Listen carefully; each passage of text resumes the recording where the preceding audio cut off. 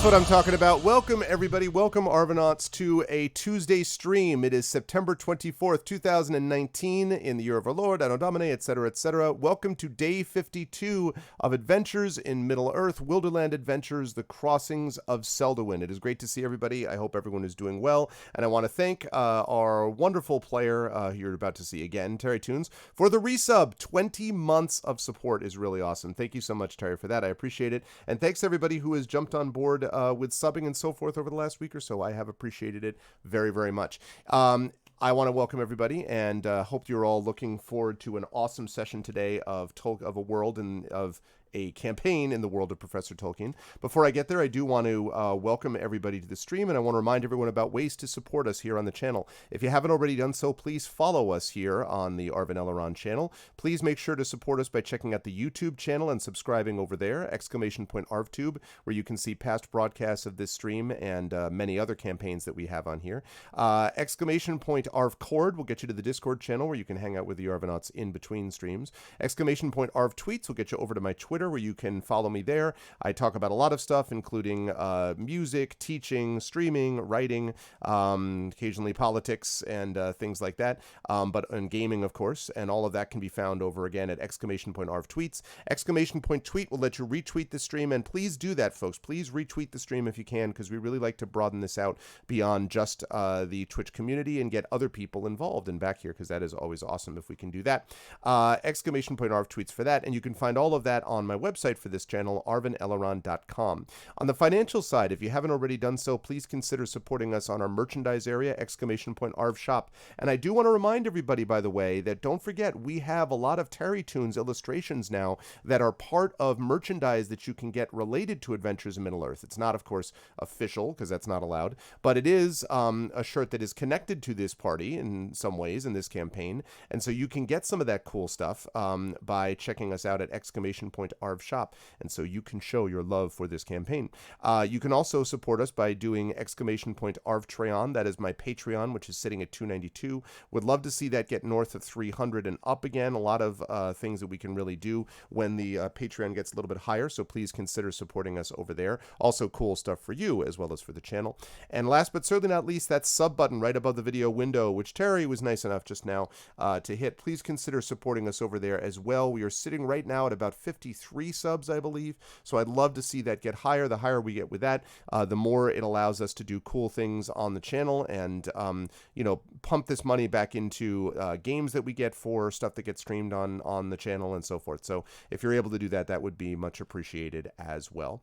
Today we have got day 52 of Adventures in Middle-earth at 4 p.m. Eastern today. I will be back on GOG with my Pen and Pixel show, continuing with Pathfinder Kingmaker. Later this week, there we go.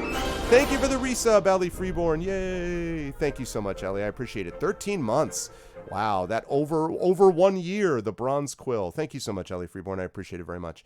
We are going to later this week, and I believe it is on Friday that we're talking about. Friday we'll be wrapping up September's streams, basically, and on Friday we will have on the 27th some Deus Ex Human Revolution, and on the 28th some Deus Ex Human Revolution. So I will be done with Deus Ex Human Revolution by the end of Saturday, which I'm looking forward to, only because I love the game and I really want to see how it ends, basically. I've really been enjoying it a lot. So that is happening again Friday and Saturday, and then after that we're going to be moving on to I believe the next thing that I've got up after that is finishing up Cat Quest, which was the Patreon Field Chat Chosen Game of the Month, and then we're going to jump into The Witcher 3, and we will continue. I'm about halfway through The Witcher 3. We will continue with The Witcher 3 and be playing that for a while, and then Wild Arms ACF, and then Operencia, and then Never Alone, and then a bunch of other stuff. So that's the thing with that. And absolutely we'll be doing more adventure books, as always, Caro, no doubt. Those usually happen on Tuesdays because that's when Terry has free, and so we will be doing those in a couple of weeks, would be my guess. So yes, watch this space. We will absolutely be doing adventure books again. Let's see. And I think the only other thing I need to mention is just to stay tuned to this space for other announcements about stuff. The channel has actually been live for the last, I think it's 4 or 5 consecutive days, because we had a stream actually before that, we had a stream on Thursday, which was Cat's Class. Then Friday, we had Esper Genesis. Then Saturday, we had Curse of Strahd. Sunday, we had the special Speculate Twitch stream joint production of Star Wars Scum and Villainy. Then last night, we had Hearts of Wulin. Today, we've got Adventures of Middle-earth and GOG Pen and Pixels. So we've got a lot of, the channel's been alive a lot of days in a row, which I love to see, and hopefully we'll be able to do more of that as time goes on. That, however, is going to all be after we do our Adventures of Middle-earth channel, and so I have now unmuted them so they know that we're ready to go. And I am now unmuting, I guess I unmuted myself first, then I unmute them. And last but certainly not least, I go over there to show you, dun dun dun, 3 of the 4 intrepid players. And I will, before I allow them to introduce themselves, I'll just quickly say that the reason that we're starting at our so-called normal time, our time that we usually would start these at 12 o'clock, and not at the earlier time that I had originally expected, is because unfortunately Mal was not able to join us today for schedule and other conflicts. I do want to emphasize this is not a situation where this is all a prelude to her leaving. Okay, that's not the case. She loves this game. We love her. We're not, she's not leaving and all that. But we do have to let real life take precedence, and real life things got in the way in this particular case. So all best to Amal. I'm sure everything is going to work out in the long term, and we will have her back with us next month. But as a consequence, it means that we're starting closer to our normal start time instead of 10:30 a.m. Eastern, noon Eastern. And so that is why you see only 3 of these lovely people. But they are lovely people and great players, and I'm super excited to have them. And I will start by introducing the gentleman right below me in the column, but not below me in my heart. And that, of course, is the wonderful Trendade Sparks. What's up, Trend? How you doing, man? How's life in the universe and everything, and who are you playing? Hello. Things are going okay, except apparently for Coven Guy, who's audio only today. So, yeah. And Kendra, who are you calling a hoe? I mean, seriously. Wow. What the hell? It's like that. Hopefully me, because, absolutely. No, I don't charge for it. It's a joke. I don't charge. So anyway, yeah, I'm doing okay. Yeah. Okay. And I thought there was more to that, and I guess there's not. Still kind of reeling from the Infinity and Beyond Curse of Strahd. Yeah, that was quite something. Man, good stuff. So, yes, I am the right way up because I'm not in Australia. That's why. That's right. So, and I am playing Tonybear, the Hearthminder, our resident medic, and former berserker, basically. Yes, who's he's suffering with right now, and who has some situations that he's going to have to deal with coming up here, as it appears that once again there's problems in the land we will see how it will call for Tony's services one way or the other. Although at least at the moment he's being called to heal, which is much more his wheelhouse in terms of how he feels. So now, so right at the moment, yes. But always a pleasure to have Trent with us, and I second that about Curse of Strahd. That was a hell of a session. I'm really so happy with how that campaign is going. However, yes. However, there is one thing that I would discuss, but I feel it is beneath me. That is Will. Ah, yes. Well said. I see what you did there. Absolutely. And that brings us to the CEO of Encounter Roleplay, who, I mean, listen, I don't, my hope is that the corporate jet that is definitely going to be coming to us from Will. I think it's good that we got it on the ground floor with Will, because that way what does the tail art look like on the jet? Yeah, like do we get stock options too, like because we knew you or whatever? Like, and Terry gets to do the tail art, right? Yes. Oh my God, the best. Oh, the best. I'm taking over from Thomas Cook. Yeah, well, they need that now these days. How are you doing? Well, how's life in the universe and who you playing? Doing good. Yeah. Tuesday's my sort of role-playing game day nowadays, which is nice. So I get to sort of look forward to it and think about what I'm going to do a little bit more of the characters. So yeah, I'm excited today to be back with it. Even though Mal's not here, we're going to miss her, but I'm sure the river will be with us nonetheless, as will Stone. Robart Staunton is who I'm going to be playing today. He's the king. What is this title? He's the rider of eagles, king of the Vales, and many other things that no one else calls him, except for his sister. I have to say, by the way, when you said that, you leaned away from the mic, so I was doing this text here, and it sounded like you said king of the vegetables, and I'm like, King of the I'm vegetables. pretty sure you said Vales. I'm like, so broccoli is under your command. Broccoli is, yeah, we got cauliflower them. bows its knee. I got them right where I need them. Ents. Yeah, yes, ants. Right, there you go. Exactly. God. I got them all. Yeah, so yeah, he's looking forward to smiting some evil today, because that's what he does better than the politics stuff. Yeah. Yes, and I am looking forward to it. We have not yet had I don't think we had a reveal royalty moment, at least not one in anger yet. This particular segment of the adventure, but we will see if that happens. It's coming. I can feel it. I can feel it coming on. It was during the little battle royale. Right, but that wasn't. You're right. Yeah, but not in in anger, anger though. reveal. Like that's why I specified it's unless he really was like, no, I win every competition, brah. Like maybe that's different. But anyway, great pleasure as always to have Will back with us, and it is also a great pleasure, of course, to have the wonderful and talented Terry Tunes back with us, who is the person responsible for where is my AME crew? Show me the thing. AME crew, where are you? There we go. That thing that you see above you, she's responsible for that and the things that you can see on the merchandise in !ARV shop. So you too can have these shirts. But it's always a pleasure to have Terry with us. Terry, how are you? How's life, the universe, and everything? And who are you playing?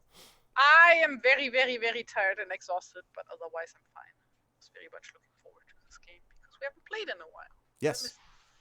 So yeah, honestly don't know where we are right now. There was something about poison or something. Yes. I shall reveal all in just a moment.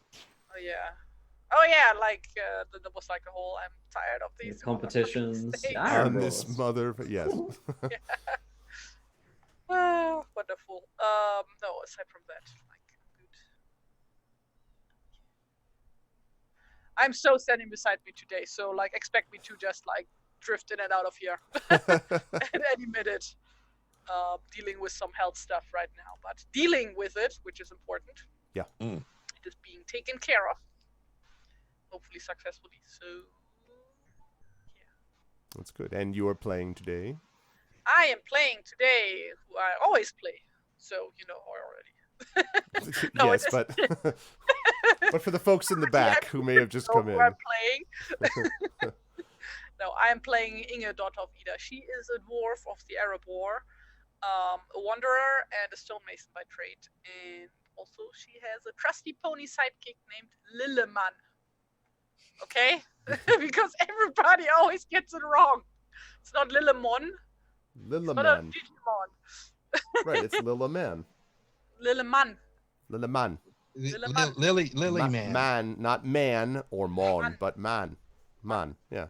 AH says what it sounds like, but it sounds like AH, like little man, or just fodder. No, I'm just kidding. I'm totally kidding. Right, I'm out. Bye. I'm done. Goodbye. Wait, he's her father? What? No. Darth Vader. Anyway, I'm very happy to have the crew with us, and yes, let's get some music fired up, and I will explain what has happened in the last session, and it was a doozy. So there is definitely stuff to be talked about. Lilleman isn't German, Caro Hemd. Lilleman is, I think, Swedish. I got it from Swedish book anyway. Aha! See, yeah. Caro? That's what I'm talking about. Neener. It would be like the German word for that would be kleiner Mann, I think. Kleiner Mann. Yeah, kleiner Mann. That sounds more like, maybe this is just my impression of German, but it sounds more like an action hero. Kleiner Mann is, like, He climbs. Arnold Schwarzenegger is Kleiner Mann. That's just the German name for Ant-Man, basically, so. Really? Awesome. No, I dig it. Like, because little, like Lilla means little, Right, okay. Klein, little. So wait, so isn't Lillehammer, is that Little Hammer? Like what is? I guess it means that, yeah. Little Hammer. And the Lilliputians? I can look that up, but yeah. Lilliputians, right. Wow. So that's like, We're learning so much here. So when you run into a little orc, you guys will think it's fine, and then you'll realize. Anyway, it is my great pleasure though to have everyone back in here, and let's get started. So, in our last session, the party had gone, after a long time being west of Mirkwood, they went back east through Mirkwood so they could attend the 5-year celebration of the Battle of the Five Armies and also the Fall of Smaug, and went to Escaroth and Dale, which is where they found themselves in for most of the last few sessions, where they were coming to grips with demons of the past, in Tani's case, possible new royalty and the expression of same in Robar's case, and of course the possibility of meeting Dain himself, who had called upon Inga to meet him and his counselors as well. And so there was a lot that the party was doing. Also, they had been sent to ask for supplies and for specific benefits for the people back on the other side of the Forest of Mirkwood. When they arrived, they found that Dale was crowded and was busy and excited, and everything seemed great. They got a chance to actually meet Gandalf himself, which was pretty exciting for everybody. They did not have a chance to meet yet, but they saw King Bard. They even saw Dane, although not for long, because he was occupied doing other things and getting ready for these celebrations and so forth. The party, most of them anyway, ended up participating, with the notable exception of Tani, because he was home he was back in the inn trying to not get noticed the way he had been the last time he was here under worse circumstances. But the rest of the party went out to engage in various contests of skill and strength. Ended up doing reasonably well in some of those contests. Ended up purchasing a couple of things, seeing a couple of other things, and I won one, didn't I? It was all good I think stuff. maybe I won one. Absolutely, you won one, and I believe that the River. No, she didn't win. No, I think it was Robar won one, and then River came in like maybe the second. Singing one of those. contest. In the singing contest, right? That's right. And also Inga got through the first round of some of these too. So everybody did pretty well in these contests, and so everyone was feeling good right up to the point where this great feast celebration was held to actually officially commemorate the events of 5 years ago. The party went, spent time, hung out with everyone. Everyone was having a good time, drinking, eating, making merry. And then at this sort of incredibly powerful sort of high point of the evening, they found they had perhaps a little bit of, there was some sense of, how do I describe it? There was a feeling that maybe something might have been a little bit off in terms, but there was nothing that they could actually put their finger on specifically. And it was probably fine. It was always relating to that. Yeah, exactly. It was the jester that really caused the most concerns, perhaps for them. And so this character, hold on one second as I find this. Not Bannock. They had been introduced, however, to a merchant whose name was Bannock, who had talked about how excited he was for them to be there and how much he was, honored by their presence and the heroes of Wilderland and blah, blah, blah, blah, blah. And again, that wasn't necessarily something that they took note of, but I do bring it up now because it's going to come back into being an issue at some point down the line. And bite them in the ass. That's exactly right. As they were in the midst of doing all of this, the jester in question, whose name is Herod, came forward, and they didn't know it was Herod at the time. He seemed to be this character who looked like possibly Bannock. Sort of jumped around and was making merry, and then opened this chest to throw this spray of gold to the crowd. But what he ended up taking out of the chest were a bunch of snakes, which he ended up throwing at the crowd instead. And he, in fact, was bit by these snakes, and as he fell to the ground, his mask came off and revealed himself to be not, in fact, Bannock, but Herod, this jester that the party had met before. The snakes swarmed through the crowd and ended up biting and poisoning a lot of people, and already, as it was, a lot of the people there, many of whom were Bard's soldiers and the soldiers of Dane, were already poisoned from having eaten the food and drink. In fact, the party was affected by this also. But fortunately, Tani was, having been notified of this, was able to get to the feast and start healing them, and was able to basically heal the party well enough that they were able to recover. In the meantime, the question was, well, who had actually done this and why was Herod there, and under interrogation, Herod revealed that he had been hired by Bannock to pretend to be him, to make merry and joke and jump around and dance, and then at this particularly climactic moment, open the chest and throw a bunch of gold into the audience. And of course, as I've said, it was not gold, but snakes that were thrown in as well. At the very end of the session, the Bard's lieutenant, Elston, was found by one of his men, who told him that one of the boats by the dock was missing, one of the chests from the treasury was missing, and that the person that had been seen rowing away from it now an hour ago or so was Bannock. And so the real Bannock has apparently been lost and has abandoned them. The party is now dealing with a largely poisoned and weakened army. And as we bring things back to the session, the party has got a lot of crap, basically, that they have to deal with. And I want to actually jump us forward into the envenomed, not poisoned. Okay, fair enough. Depends on the case. If the people who were bitten, yes. The people who who ate the food were poisoned. Yeah, right. Straight up. So it depends on who we're talking about. Yes, that's right. The snakes actually brought over food and forced the people to eat it. That's how they made it. Eat this. German's so easy. It's just one word for all of these. Yeah. It's like trying to explain these things to somebody. Yeah. Exactly. Yes. It's because it gets annoying otherwise, right? I like the German way. Well, I mean, no one corrects one another.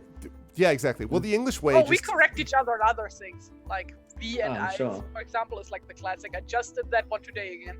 Because, oh my god, people get the word always wrong. Well, we're struggling with your here. You know what I mean? Like that's a tough one. Oh yeah, you and your. Yeah, that's basically. People can't fucking get out once. Yep. Your and your. There and there. 4 and 4. Don't get me started on this shit. I hate it. You'd be amazed. You'd be amazed how many times you get things people that are spell checked properly but aren't word checked properly. So I get through THREW when they meant through THROUGH, etc. Because perfectly functional word. And all that stuff. And of course, Tren is, very kind and willing to understand when people use lots of terms. Now then, let's move on to, I know this is the least favorite thing of all time. Reach through this camera. Anyway, all right, so I'm going to jump us forward then to the following morning.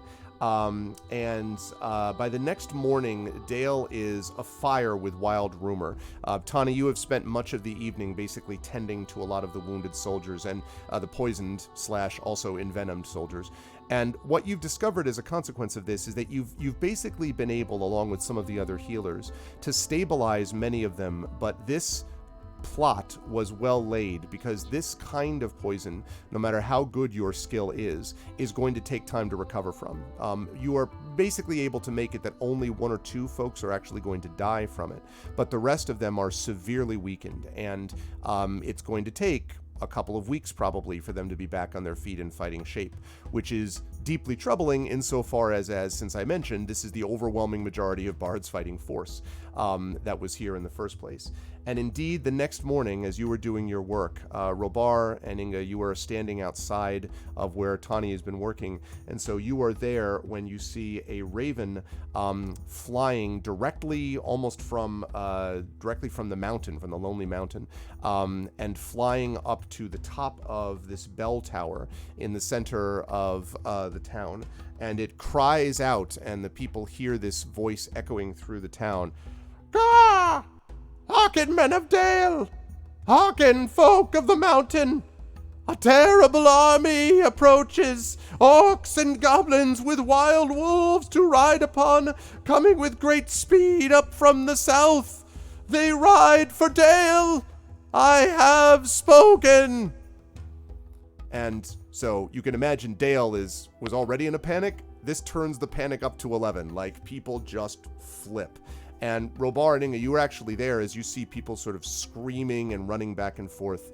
And you see the raven flying off towards basically the central area in Dale, where the seat of government, essentially, where people would be meeting and so forth. No one has come for you yet, but you have heard these phrases, and you see a lot of official types kind of heading towards that central area, that sort of seat of government there as well. Tani, I would say that you also would have heard that because of the echoing, and you also hear it being whispered and repeated by people even inside the hall, although they're trying to keep it quiet because of the people that are injured, but still. So you all hear, I would say, that this has happened. Well, fortunately, he didn't mention anything about Bjorning, so it doesn't involve me. It doesn't apply. Yeah, immediately I think I'd say to Inga, we need to find Tawny in the river. Aye. Let's go. Immediately. Okay. They might be poisoned or envenomed still. I think the river might be still out of action. Yeah, she's just sort of sitting there looking uncomfortable. I should mention that all the party members, now Tani, of course, is not affected at all, but I would say that you, Robar and Inga, and the river, because of treatment from Tani and elsewhere, you are able to function reasonably well. You are definitely in better shape than a lot of the people around you, but even you feel a little bit of the lingering effects of this poison, and there may be a mechanical effect that this has. We will see. We'll talk about that when we get there. But you definitely feel a little bit of it. And obviously your dwarven constitution, which I imagine you were about to bring up, your dwarven constitution is helping. But as I say, Inga, this seems like extremely potent poison. And which makes you think, by the way, that this had to be someone who also might have had some knowledge of dwarven constitution, because dwarves have made a history out of not being easy to poison, for a variety of reasons. And this seems like something which does have an effect on you. Again, you're able to function, but the fact that it's even having an effect on you at all is troubling.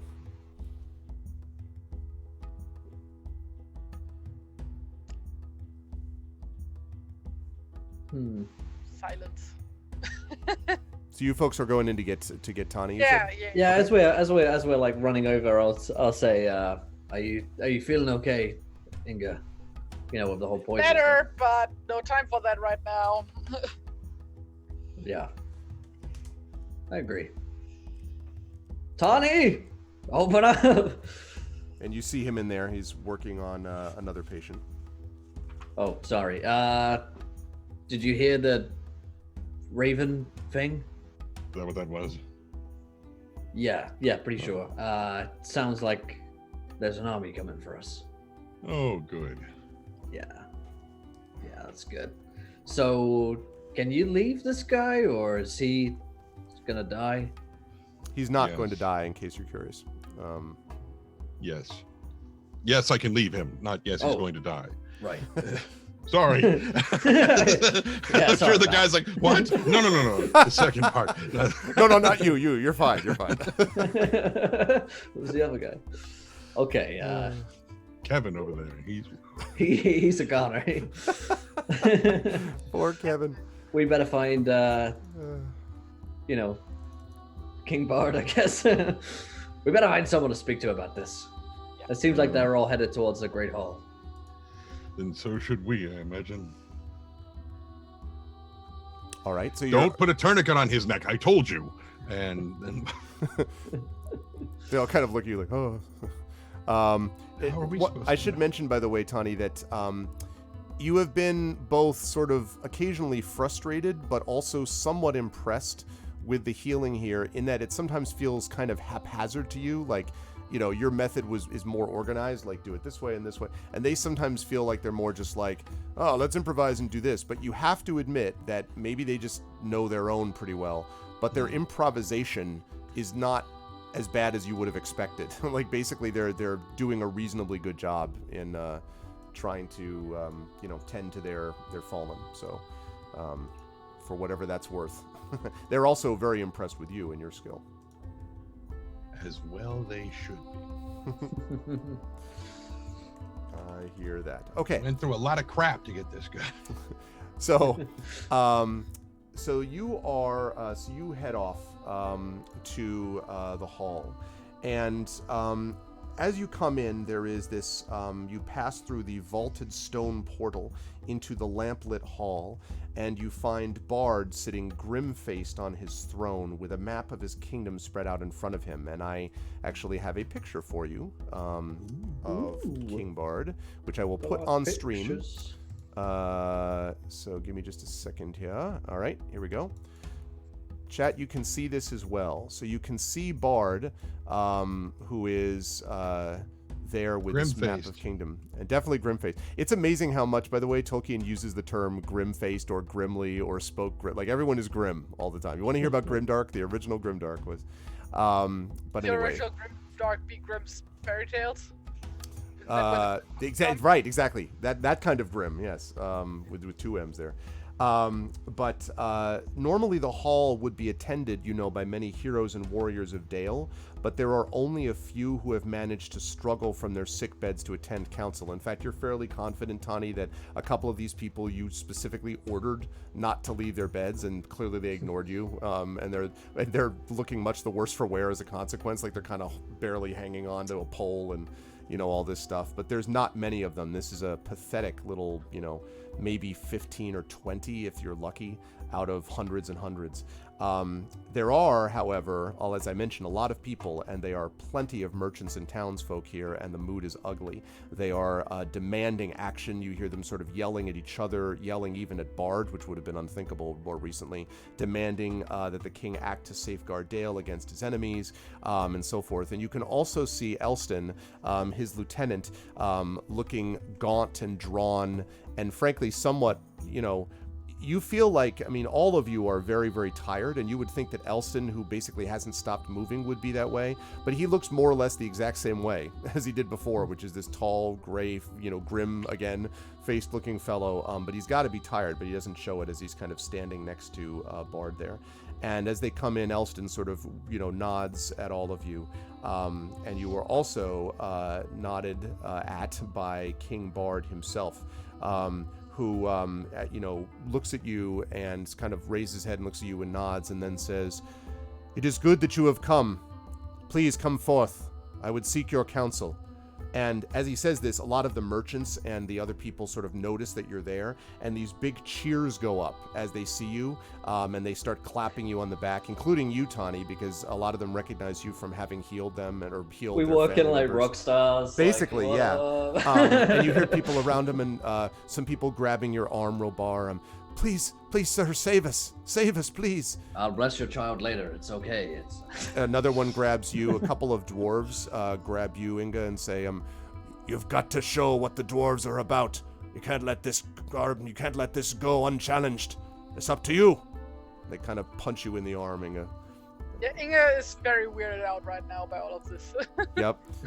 Tani, you, again, now you don't notice anyone that you immediately recognize from the circumstances, but except for the people from last night. And they all seem to be very much like, again, very thankful of you. And you hear people whispering, "There's a master here.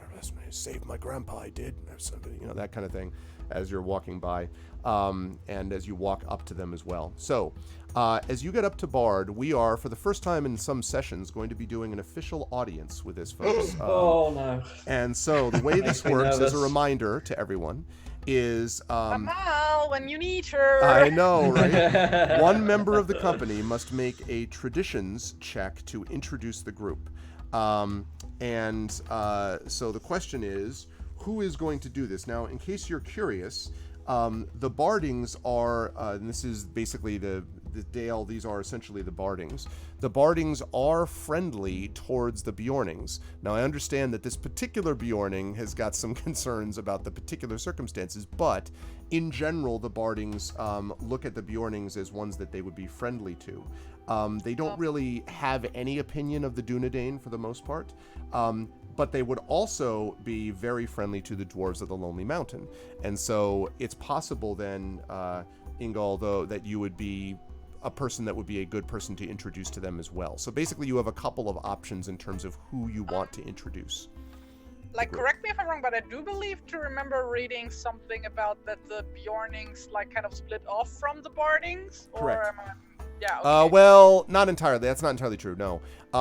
Some of them did because they wanted to join with them, but it wasn't like a movement. There were people from different areas, actually, that came to join the Bjornings. And the Bjornings themselves partially are sort of a race, too, because the Bjornings intermarried and, had children. And so it's a little bit... It's not as cut and dried as, like, we hate the Bardings. It doesn't really work No. that way. I don't mean split off as in we are through each other, but like split off, is that like a lot of Bjornings have Barding blood, etc. Yep. Yeah, basically. Yep. That's what Agreed. I'm Yep. That's true. So but again, because of the close proximity of Erebor to Dale, there's also a lot of deep respect between the men and the dwarves too. So it's up to you guys. I would say the Dunedain is the most neutral of them. None of you are unfavored. None of you are like, hated or anything, but Give They me just 10 cheered minutes. us. Everyone just cheered us. Give me 10 minutes. Let me just throw some dice here and screw that all up. Tony really shouldn't, because he tries to keep a low profile as good as he can. I mean, kind of. sounds like this is a That- job for you then, Inga. Yeah, but like, we have like a king here, and kings should talk to kings. I'm the king of vegetables, as we've He's the learned. cauliflower king. Everybody has vegetables, so like, I'm king of everyone. King of all everybody's backyard. gardens. It's up to you. In case you're curious, the neutral, the person who is the least would actually be the river. She's neutral. Dunedain is unknown. And then Inga would be considered favored, and Tani, under normal circumstances, would be considered friendly. So probably Inga's the most, logical choice just in terms of overall profile. If you give me another rundown of what's actually going on, because like Sure. I said, a bit of How to handle the insight. audience, you mean? Yeah. So you're going to be introducing basically the party, and you're basically going to be creating the initial sort of reaction that Bard has to you. Bard obviously is happy to see you, but it's going to be your job to sort of describe like what you folks are doing there, like how you're going to offer your service if you are, that sort of thing, because it's the first time you've had a chance to actually speak to him. And then once you've done that, once you've actually established the audience, then you're going to go through this discussion that's about to take place and everything. And then at the end of it, there will be sort of a consequence where we will roll at the end to see what the conclusion is going to be. And depending on how well the audience goes, you may get benefits or theoretically detriments to the mission that's about to take place. Last time you did an audience, I believe, was either with Radagast or with Heartfast in Mountain Hall. Because when you talked to Radagast, it was actually because you made a very good impression on him that you were able to get some of those benefits. Remember, you got some stuff along the way. So if you don't make a good impression, that just means that you probably won't be given any extra assistance by the king. But yeah. I would also like to mention that you could, in the course of your introduction, mention that Robar is the king of vegetables, because he should have a very strong connection to the men of Kale. Okay, I'm sorry, please continue. Outstanding. Men of Kale. Bye. I mean, Yeah, Michael. good night. Hello. Oh god, the Men of Kale. Sayonara. A pickle polearm. This is the get joke that keeps on giving. I see this not going in. It's a perennial. Sorry. God. Oh man. Mountain of herbivore. Good times. Exactly. You speak to Herb, the Chancellor, who. Okay. So. Good times. Got it with a TH. Gotcha. Okay. So. Very nice. Let's see. No, I can't. I was thinking of something about the basal question, but it doesn't really. It doesn't work. Don't. It doesn't work. That's put it behind us. We'll draw a line under it. I'm too tired for this The shit. rules of Radish. The Riders of Radish. Oh Jesus! What? The Tolkien estate is going to join this call and kill every one of us. Oh my god. So I guess we can forget about. They make people disappear. Oh my Oh, god. man. The people of Gordor call upon you for aid. I should. Oh man. Gordor calls for aid. You remember the thing where you were where the bacon was calling for aid? Oh man, early in this campaign. Anyway, all right, Inga. So the way that it works is you start with this traditions check, and then time will go on from there. So because you have a favored attitude that is going to improve your chances of doing well, and I will also give benefits / bonuses / penalties depending on how you go about introducing yourself. So how do you do that? How are you going to approach King Bard? What are you going to say to him, etc.?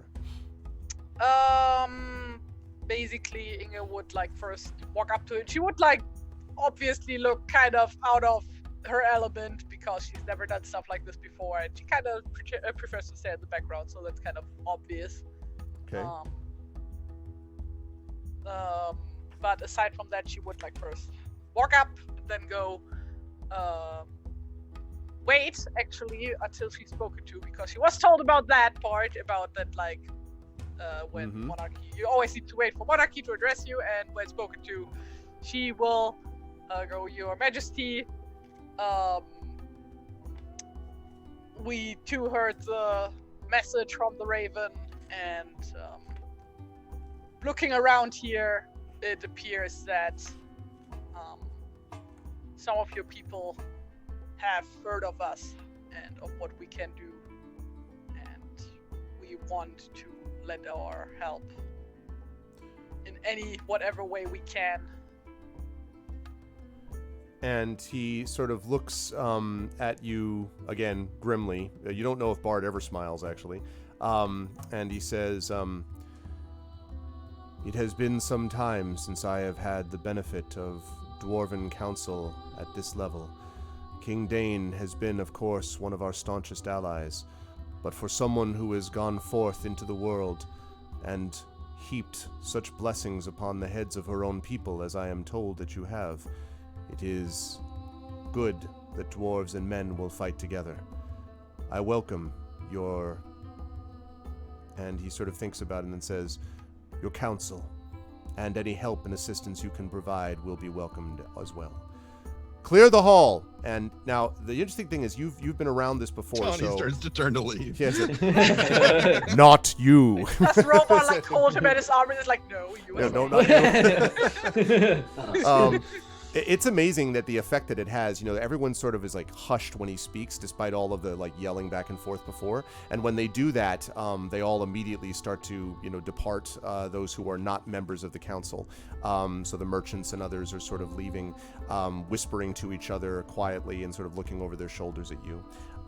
So I'm going to give you a couple of benefits as a consequence of your introduction roll, Inga. You are going to get +2 for demonstrating your eagerness to defend the kingdom.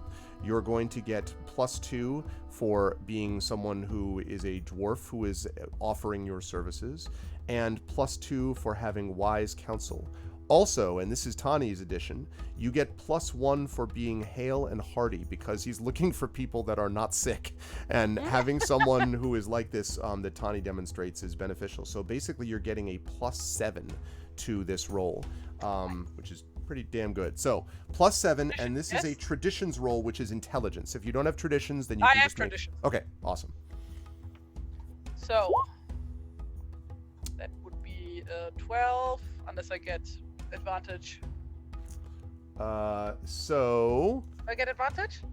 you don't get advantage, but Okay, so that is 19. Is it +7 to her +3? Because then it's 22. Yeah, like the +3 are already on there. it's already on there. So it'd be a 19. Yeah, +7. Okay, so let me just fix the dice roller. It's in a little bit of a weird spot. Yes, please Just one fix the moment. dice. They There are we go. broken. Yeah, let me show you. Let me fix the dice. Okay. Okay. So a 19. So when you do this, there is sort of he kind of nods to you, and actually asks you. He sort of indicates with a hand. There are several chairs sitting next to him around this. So he's in the throne, and then there's a table which is brought in front of him, and there are chairs all allied, basically arrayed around the table near his throne, which is obviously somewhat elevated. And there are several chairs. King Dane is not there at the moment, but there is a chair that's available, and so he actually indicates the chairs next to him and asks the four of you to sit in the chairs next to him on the throne or on the table, which seems like a promising development. And as you sit down, he looks again at the map and then stands, and he says, Bannock's treachery has blunted the spears of the forces of Dale. The greater portion of our strength is lost until the poisoned warriors recover, and when they do, it will be too late. The power of the orcs of the north was broken at the Battle of Five Armies, but Wilderland is still stiff with wolves, orcs, and creatures of the worst description. It must be assumed that we face a powerful army. The enemy's outriders will be here soon. Dale has the strength to resist a siege, but if we retreat behind its stone walls, then the farmlands and outlying villages, not to mention Lake Town, will be vulnerable to attack. We must resolve what to do with the remaining time. There are two concerns at hand, stopping the enemy and preparing Dale for war, even in the lack of its best defenders. Now, when he finishes his speech, there is a moment of silence, and then, as Arv pulls up the description of the other person who speaks, most likely grim-faced. You know, this guy's actually got a big smile. Everyone kind of looks at him weirdly. No, I'm just kidding. He's got a big glowing ring on his finger going, no, it'll be fine. Just surrender. Has it not been said that no, none of those things are true. Elston remains seated in his chair on the other side of the king. Okay, good, there we go. So, a person dressed in sort of rich robes stands up, and he is just to the right of Elstan on the other side. So you folks are sitting to the left in the chairs of Bard, and to the right of Bard in the chairs are Elston, and then right next to him is this person who stands up, who you know to be Reinald, who is the chief of his advisors. And Reinald looks around. He's got a long white beard and white hair, and he looks around, and then he says, King Bard would ask all of those here assembled for counsel, and any advice that may be given as to how we may stop the enemy and save our people. And then he falls silent. Now, you folks have a couple of ways to proceed. You can volunteer ideas yourself. You can jump in. You can wait for other people to talk and then go like, yeah, or what the hell is that? Or it's basically up to you. But it's been thrown open to the council to bring things up, basically.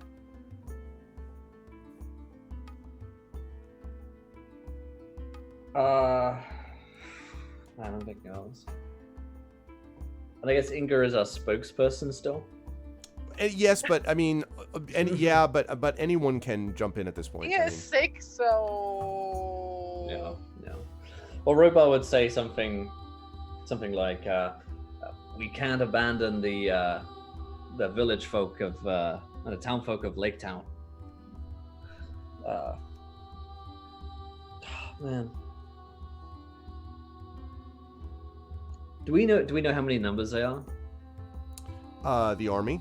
Yeah, like coming. No idea. I guess I'd ask that then. Do we know their numbers? Can we send out scouts to get an understanding of their size?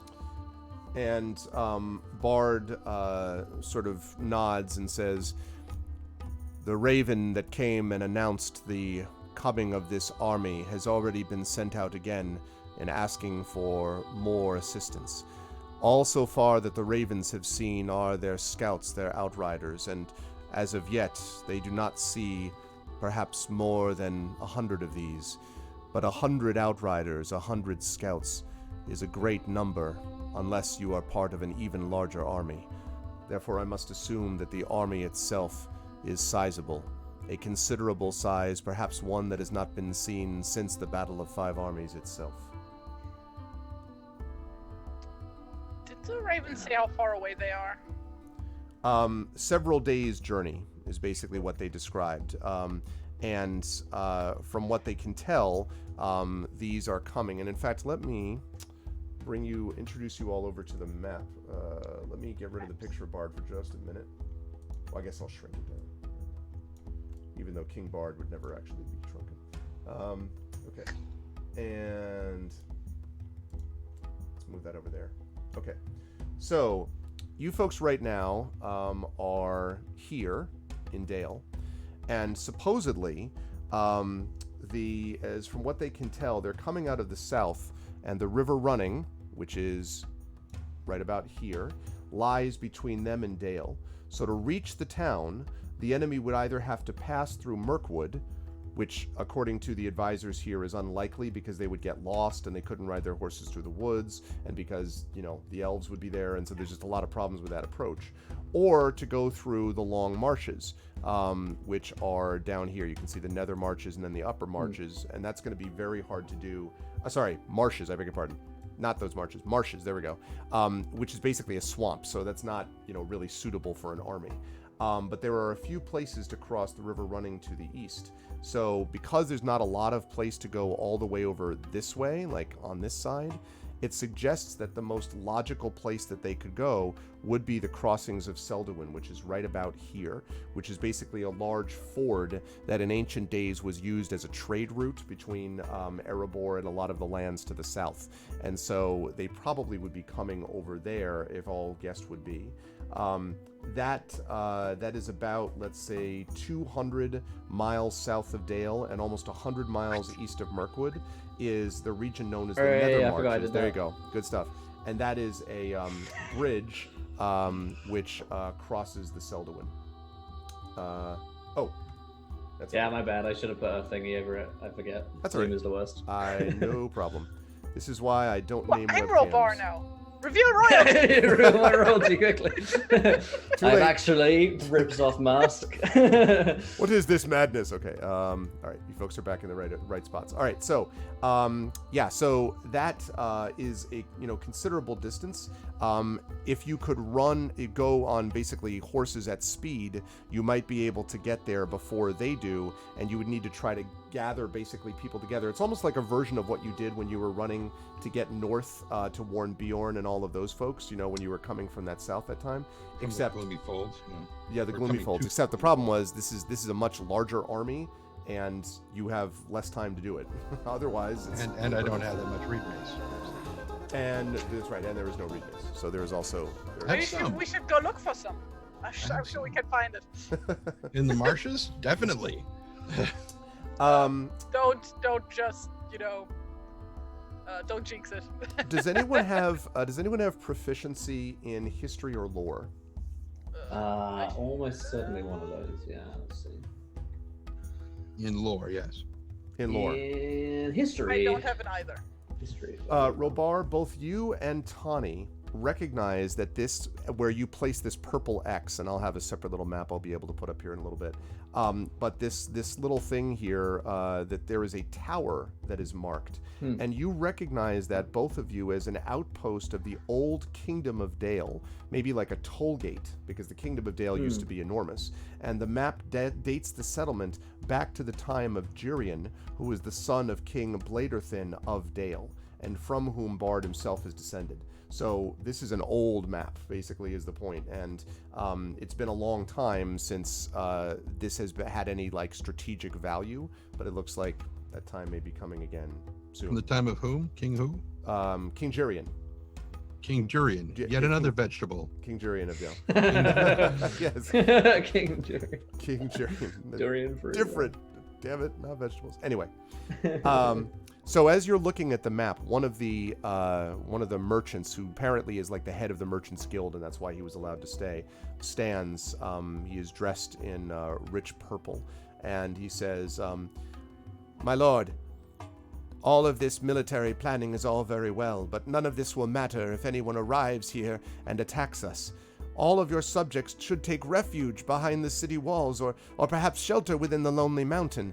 We are in no position to stand back and to fight against these creatures." Inge is just like my laugh was like Inge's laugh just now, just breaking out all of these orcs. She basically puts her hand on the table. All of these orcs. You really think that these walls can hold back an army that big? And he sort of looks and he says, "The tales say that they have done so before, and the courage of dwarves has been a salvation more than once." I mean, if you really would want to go to hide, then we would need to evacuate the town and bring everybody to the mountain. However, that would also mean that the orcs would ransack the town, and there would be no stone left standing on one another. And so we need to meet the mountain. Recovering for decades. Yeah. And as you say this, we've just rebuilt this town. why give it up already again? And as you say this, one of the other counselors here stands up, and this person is dressed kind of in a rough leather tunic, and frankly looks kind of like not at the same level of refinement maybe as the others. And then you see why, because you realize as this person speaks that he must be the representative basically of the farmers, you would guess, in sort of the surrounding areas. And he says, "That's right, my lord. You abandon this countryside to the enemy, the fields and orchards will burn, and the harvest will be lost. Perhaps it's fine for him," and he kind of sort of semi-looks, doesn't quite look, side-eyes the guy in purple, "to get behind these walls. But the rest of us, our wives and children, they would all burn as surely as the crops would. You cannot abandon them, and she, Lord, ought to know. She speaks wisdom," and he kind of points at you and nods at you, and the man in purple sort of, stiffens a little bit and then sits back down. And Bard just kind of gazes at both of you, Inga, and then over at the man in purple. And then he says, "You think then, Inga, daughter of Ida, that if we are to save these people, that we cannot do so in a fortress, but must ride out to meet them, despite the weakness of our forces?" Absolutely, Your Majesty. Open war is upon you. Okay. I whisper that real quick. And he looks at you, Robar, and he says, "The Dunedain for many years have kept lands safe, whether or not others knew they were doing so. Yet here you come and stand before us and advocate open challenge. This seems not to be the way the Dunedain themselves have conducted their affairs for lo these many decades." I'm not a very good Dunedain. And he kind of... I leave it at that. It's like that. It's like that. Types it is like, I mean, yeah, he isn't, but I'm not sure how familiar you are with this person beforehand, but he himself is a king of swords, so he has to start, like, he started thinking like a king and said more like a Dunedain, so... That's there's not like really what I meant. I was gonna say, it's that scene from the Fellowship of the Ring film where he's like, one of you must do this, and like everyone in the Council of Elrond is just silent and just like staring at each other. So you start to hear, when you mention the thing about him being a king of sorts, there's some whispering and some people like talking to each other and like looking over at you, and then the lead counselor, Reinald, stands and says, "I had not heard, and I do not believe it had come to our attention, that we were in the presence of other kings. Whom exactly do you speak for, then, Robar Staunton?" I look at this guy like I've already killed him in my mind. and I say, I don't claim to be much of a king, but I do represent the people of the checks map, West Anduin Vales. No, West Upper Vales. Right. The Staunton name has been forgotten for a long time, but I'm bringing it back. And they I shoot him a wink.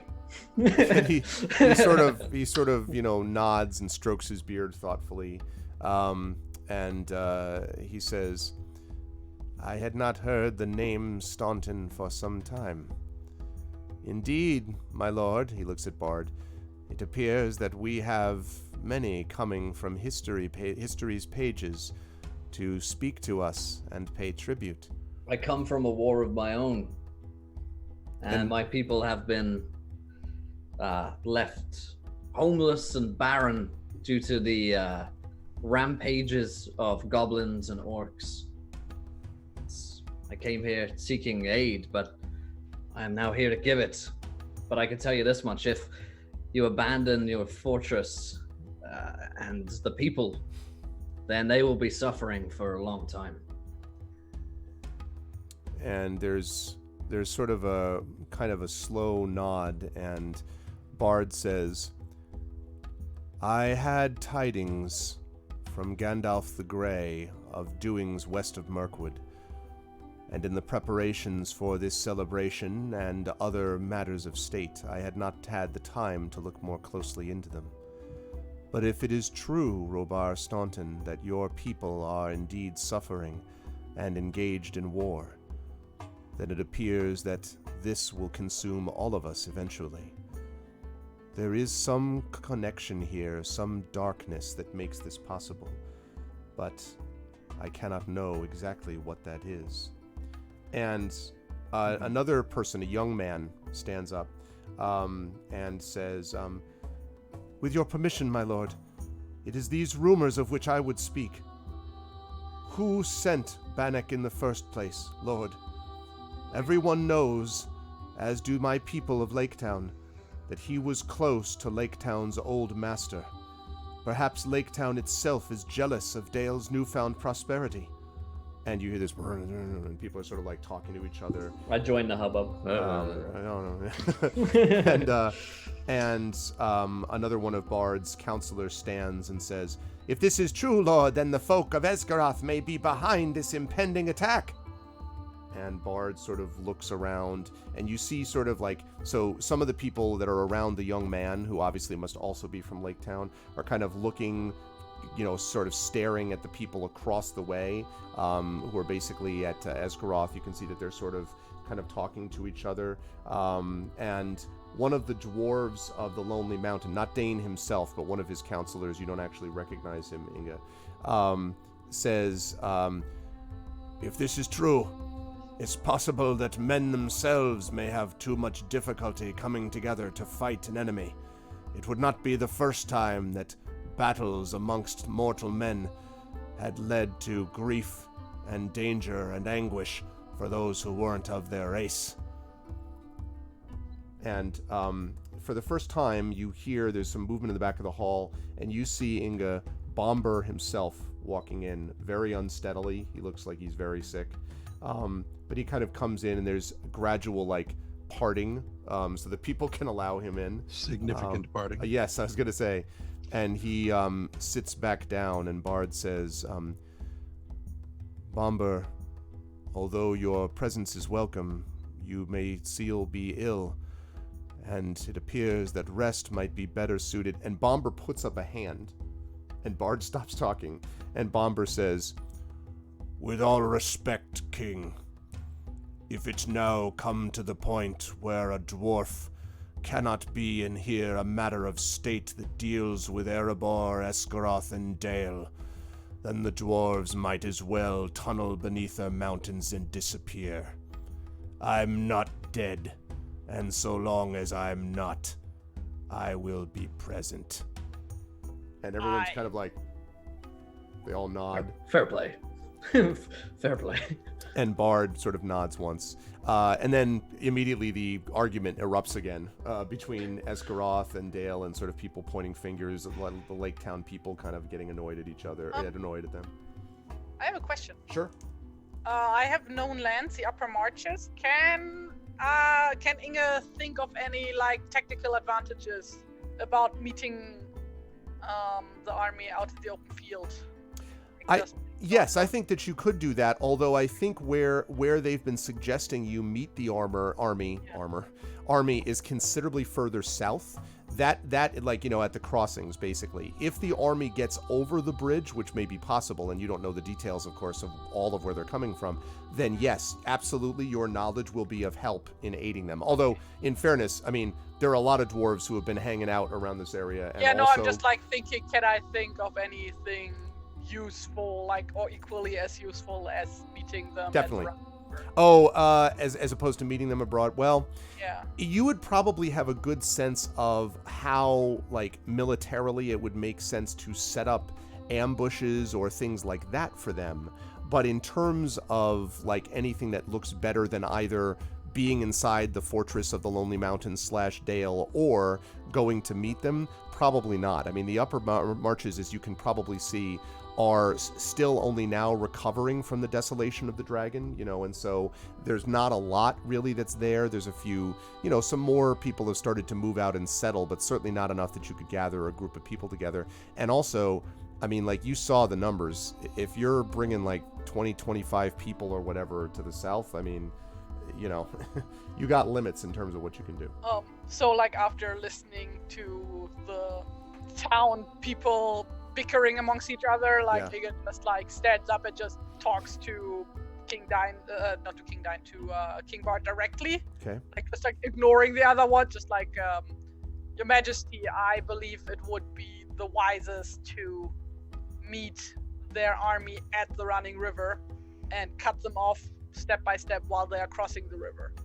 That way we can kind of bottleneck them, if you will, because they can't all cross the river at once. They need to either have boats, right, or find a bridge, or something. Not like the orcs suddenly can fly, can they?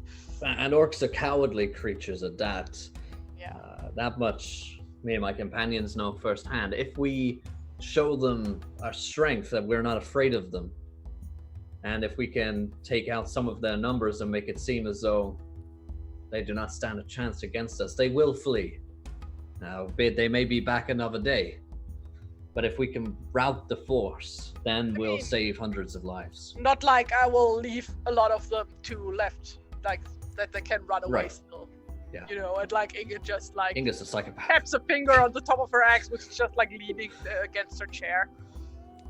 And so there's not a lot of them will be left standing once I'm done with them. And there's there's a sort of general, you know, positive, you know, approval of this. It seems a lot of them go. You see, Bomber himself kind of nods in your direction, Inga, and so there's a lot of sort of positives of this. And then the couple of people who have not yet spoken and who appear to be possibly maybe dignitaries from Dale itself stand.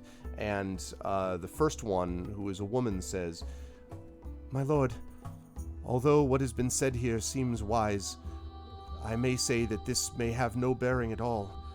I fear that the poisoned warriors and the envenomed ones will, in all likelihood, continue to worsen. It is likely that many of them now will die, and they will come upon us and find us not only ill-prepared, but essentially abandoned at our posts. We may simply be delaying our ultimate destruction. None of these people can survive this poison, can they?" And there's sort of people looking around, sort of, you know... Tony. I think I have an idea. I mean, not everybody was at the feast. I mean, surely a lot of people, but the combined forces of the Erebor and of Escaros, and maybe even from the Elven King's halls, if they will come to our aid, we can leave the people who are too ill to fight at Dale to keep guard there, and if, which we all do not want to hope, if for whatever reason the orcs slip through and do reach the town walls, then by that time they should be recovered enough to defend the walls, and everybody else can go to the river and meet them out in the field. The impression that I got from Marv's description last time was that it wasn't just the people at the feast, that the poison was also slipped into the drinks of all of the guards who were on duty around the whole festival. So this wasn't just this the people was a big time plot. Okay, yeah. This was, and that's the thing. This must have taken weeks to prepare. Yeah, these guys are they red weddinged us. Okay, never mind. So they're all sort of like looking around and talking to each other, and you hear some people whispering about healing and healer, and some people looking in your direction, Tawny. We don't have a healer. I don't know why. All eyes. Tony just I mean, he's probably sitting on a chair that is way too small for him anyway. And he doesn't do that. He doesn't think he looks like over his own kind shoulder. of like elbows him like subtly. You know, like, or not. I was gonna say, how does subtle? Like Inga's subtle is like, oops, sorry. No, like because she is so small, right? And he's so huge, so like basically like kind of under the table, she like elbows him into the leg or something. Okay. Yeah, like he wouldn't be avoiding answering anyway or speaking up. He would almost certainly say something along the lines, "I'm just working on like 3 different things at once here." The thing that I was gonna say. Doohickey, yeah, that's great, Trent. Thanks very much. While it is true that a great many have been both, as you say quite correctly, poisoned and envenomed, the ones envenomed are far fewer in number, as those were only where the snakes were. However, if we take a few of the healers who've been working with me along with us, we can bolster as best we can. We can allay some of the effects of this toxin. And Tawny turns his head to Inga and says, what is the land like? What is it, grassland there? It is mainly swampland, right? South of here, right? No, just southwest, but southeast Gotcha. isn't necessarily. Southeast would be more just like Where that purple X is. yeah, like so that area is more kind of desolate, and is probably not marshy actually, except maybe closer to right around the river itself.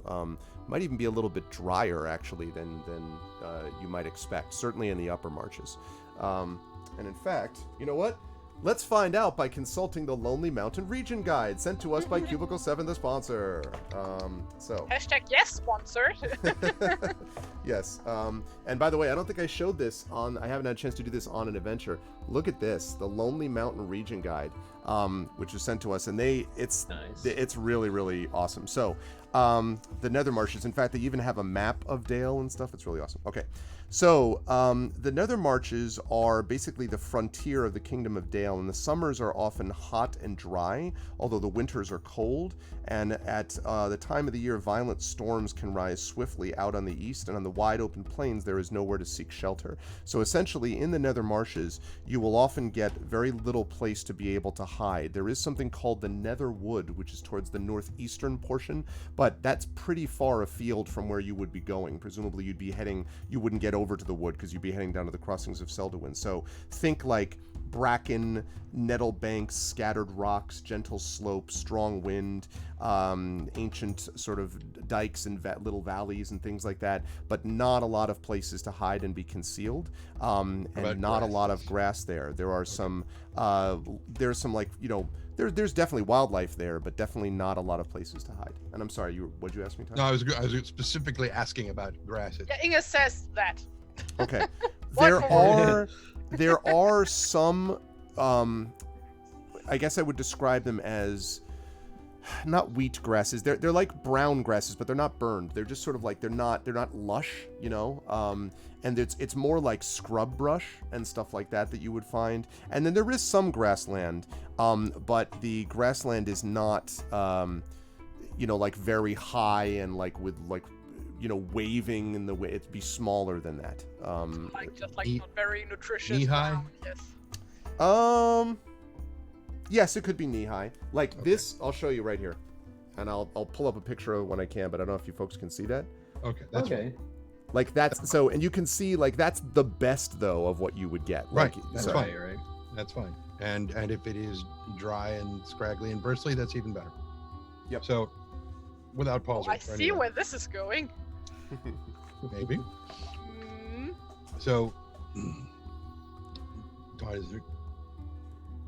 we can gather what sedge we can, twist, bind it, make it into arrows, which we can soak into oils, which we can fire across the river.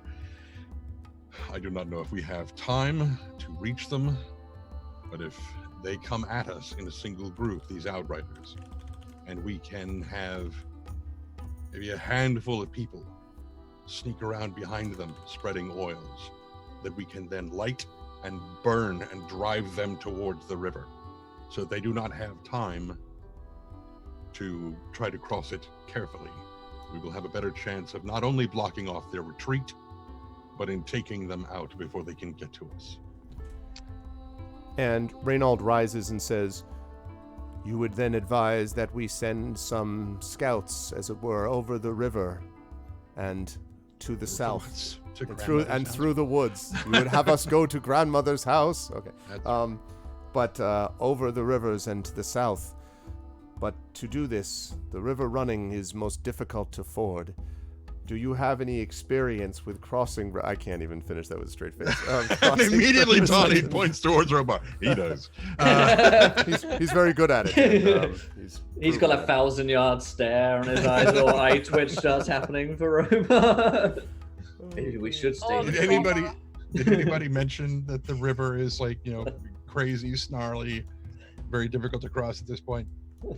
I don't remember anybody mentioning that, because if they had said that, Tawny would not be like, let's just send people across the river. Yeah, so what I will say about that is that it is wide and fast flowing, and so it's not easy to cross. I should have mentioned that. It's not impossible, but it's definitely it would sort of, much of the river running, it would remind you of the widest portions of the Anduin. So it's kind of no joke. Then instead I recommend this. As hazardous as it would be, and as bad as it might be for the land, I mean specifically for the land, well, the river itself.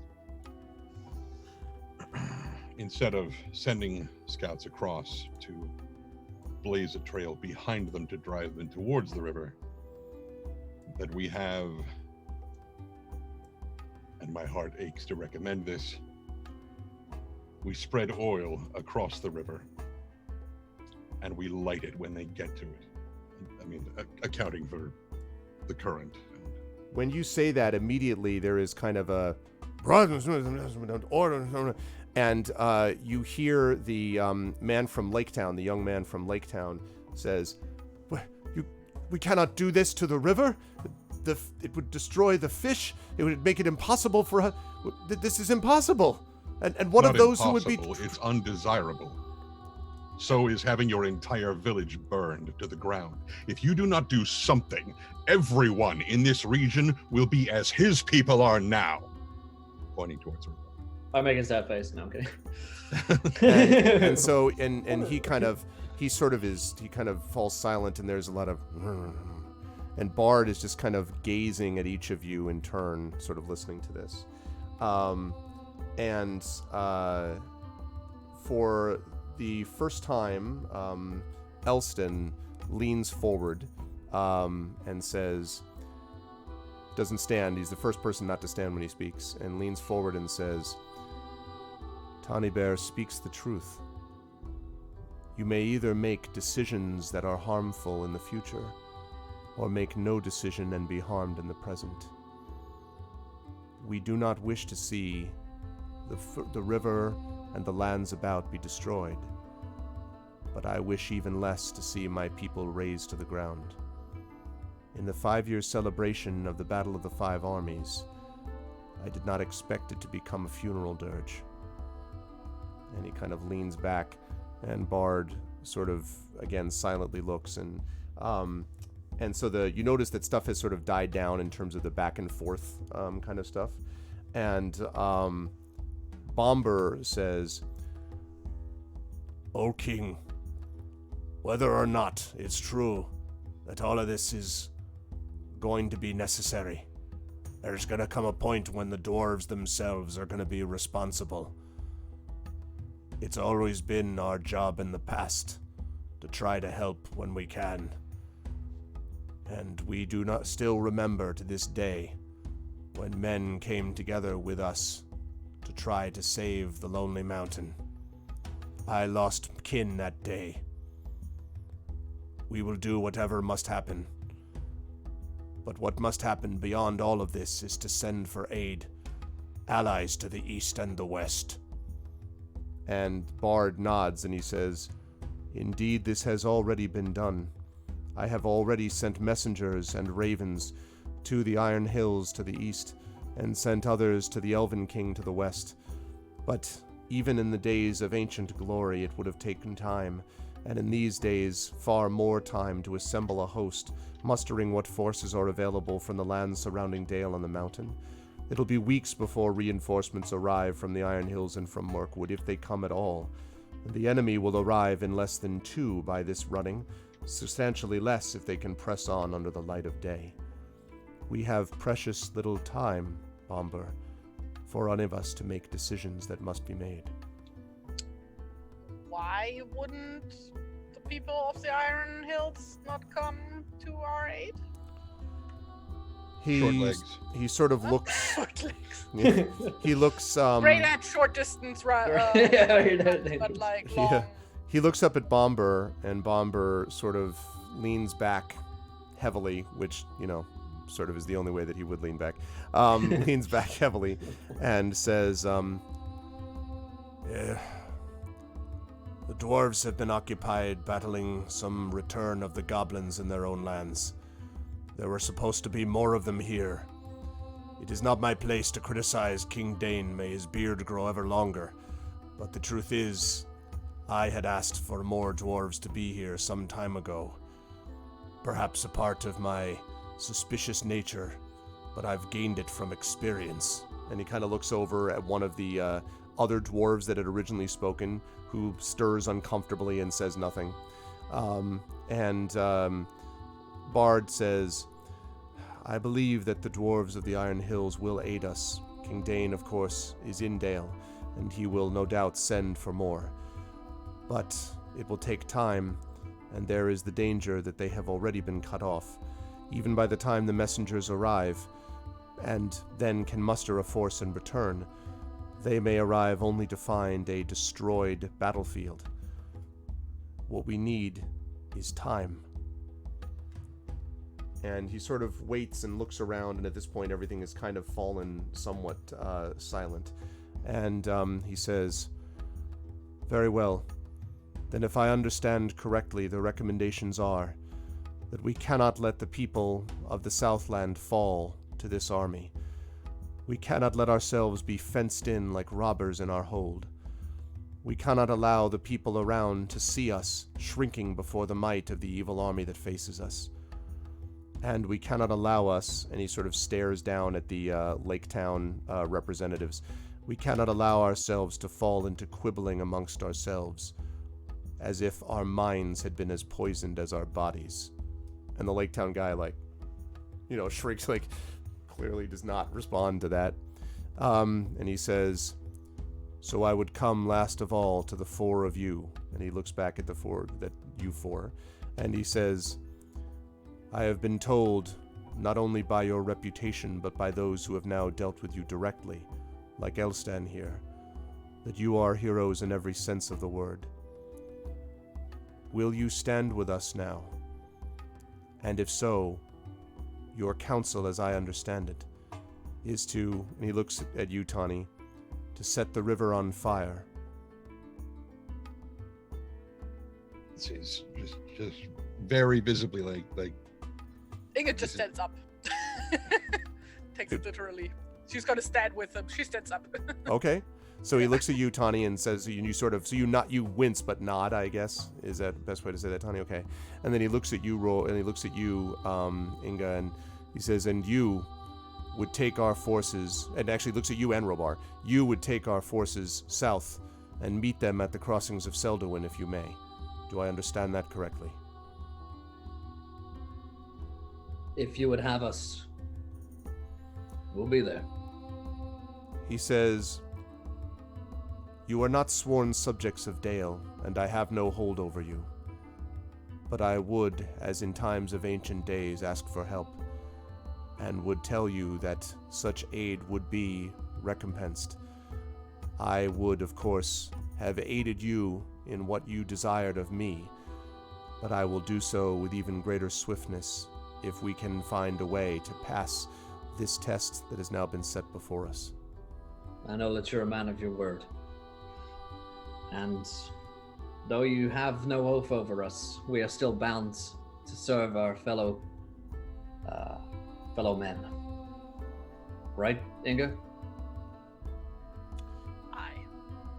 He looks at the river, who seems to nod pleasingly, as if in agreement with all that has been Not said by everyone. absent-mindedly.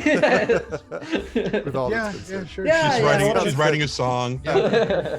But no, in all seriousness, I assume that he would also ask for the support of the woodmen, which he would provide, and would be in line with all of you. Okay, in that case, I'm going to ask for a final audience check, and I'm going to ask about this from, let us see, I'm going to ask for that audience check from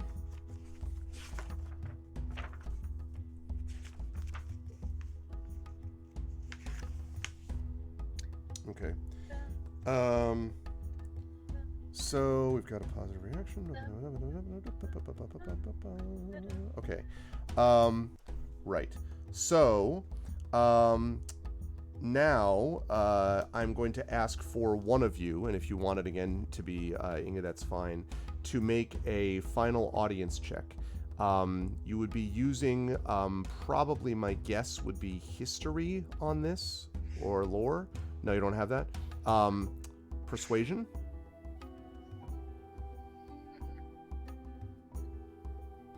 Because if not, it could basically be either the person who introduced it, or it could be someone, and that includes the river, who would have history or persuasion. It could also be, Robar or Tani have lore, so they could also. I've got history. Well. Not a. You have history? I have a question first. Sure. And that is, Inge would like to talk to Bart in private about stuff. Like, so at some point, if she sees the opportunity, she would like to go talk to him without everybody around. That probably would be something that you might be able to do briefly, right after this council. Probably you won't have a lot of time if you had to guess, but probably right after this council would be the guess. He's not going to stop the council in the middle of it, though. He'd Okay. probably, he would definitely finish that first. Okay, but like then Inge would also like to add another suggestion to the. Okay, go ahead. Use it, and that is, at some point she is gonna suggest that probably anybody who can't fight or be of aid in Dale in any way or form, such as children, the elderly, whoever, that they be evacuated. For worst case scenario, that they go to the Lonely Mountain, for example. And Reinald says, "Very well, but who will we send them to?" And Bomber kind of stirs and says, "The Lonely Mountain will take in what we must. Inga's right. You can rely on us." And sort of there's a moment of general sort of silence, and nodding of heads, basically. I can roll for the river. Okay, so what I'm going to ask you to do is you're going to be rolling for the river. I'm going to ask you to add a couple of pluses to this. I'm going to ask you to add 1 to your modifier for having defended the people of the Southlands, as opposed to just sort of abandoning them to their fate. I want you to add +1 because of Tani's acknowledgement of not just the situation with the river, but also the medicine and the work about that needs to be done to sort of keep them healed. So that's +2. And I'm going to add 1 more for both Inga and Robar's sort of acknowledgement of the situation of what war involves and their ability to present an idea of military tactics. So this check is going to be done at +3, and the reason I'm giving you all this information is that it's going to be used based on a difficulty check that was established by the initial expectations. I'm not telling you what that is, but you're going against that DC. So this is how this works for those of you who haven't seen the audience system before. So now, having said all that, +3 persuasion, +3 in addition to the normal persuasion pluses, whatever that would be. Well, her normal persuasion bonus is at +8. So +11.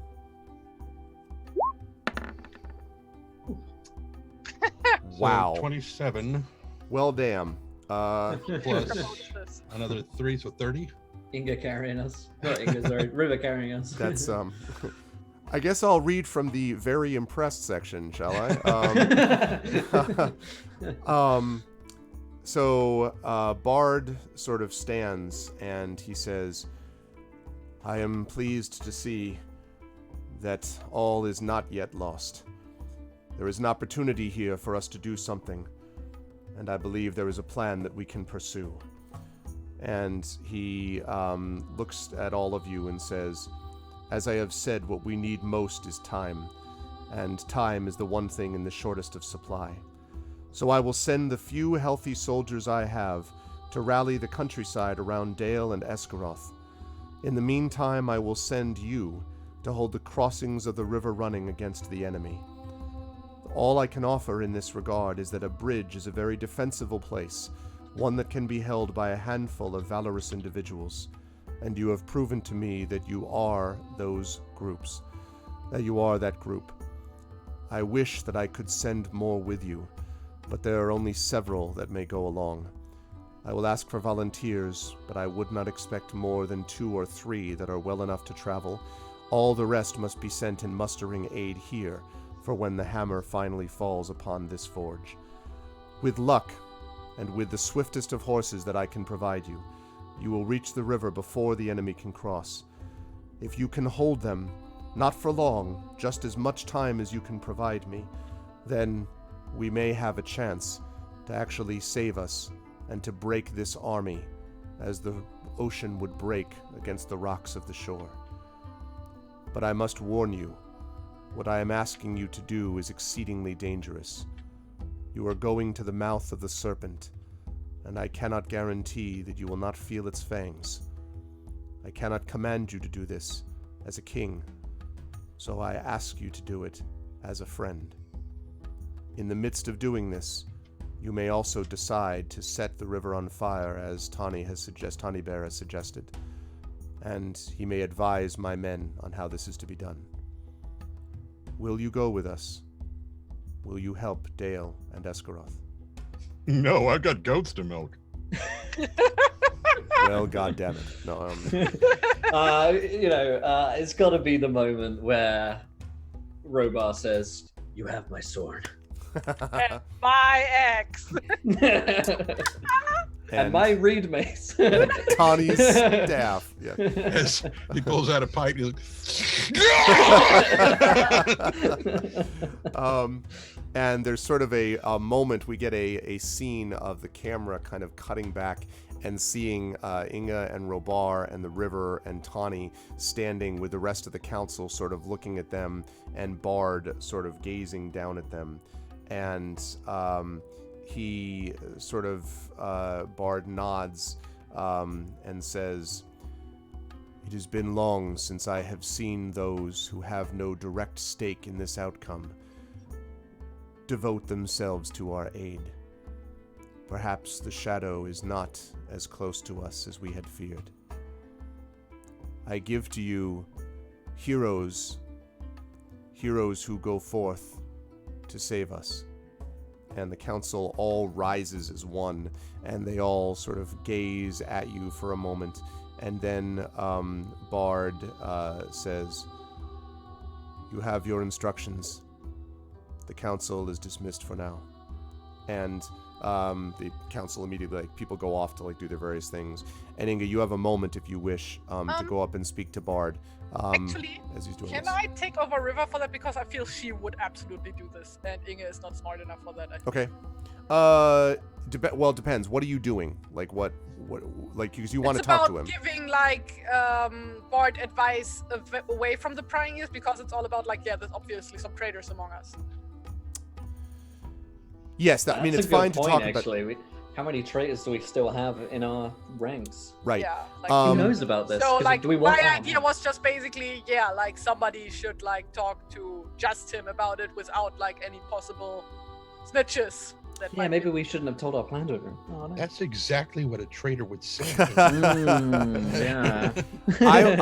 What I will say is, you can absolutely have this conversation with him, but I'm not going to have you do the river doing it. I think that all 4 of you could be there, because you are already sort of a special snowflake group that's going off south to handle this. So I think it's okay to do that. So the 4 of you can go over then and talk to him, and he sort of waits. The audience, by the way, is complete, in case anyone was curious. That was pretty overwhelming success.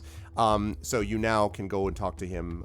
He is there with Elston and also Reinald, his counselor.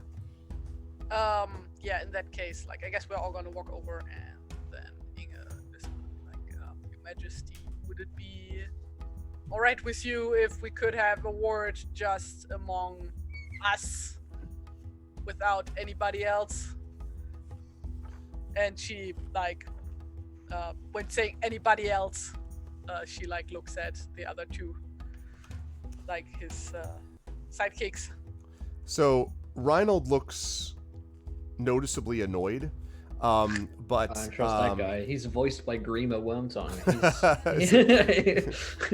When all your land seems to shrink.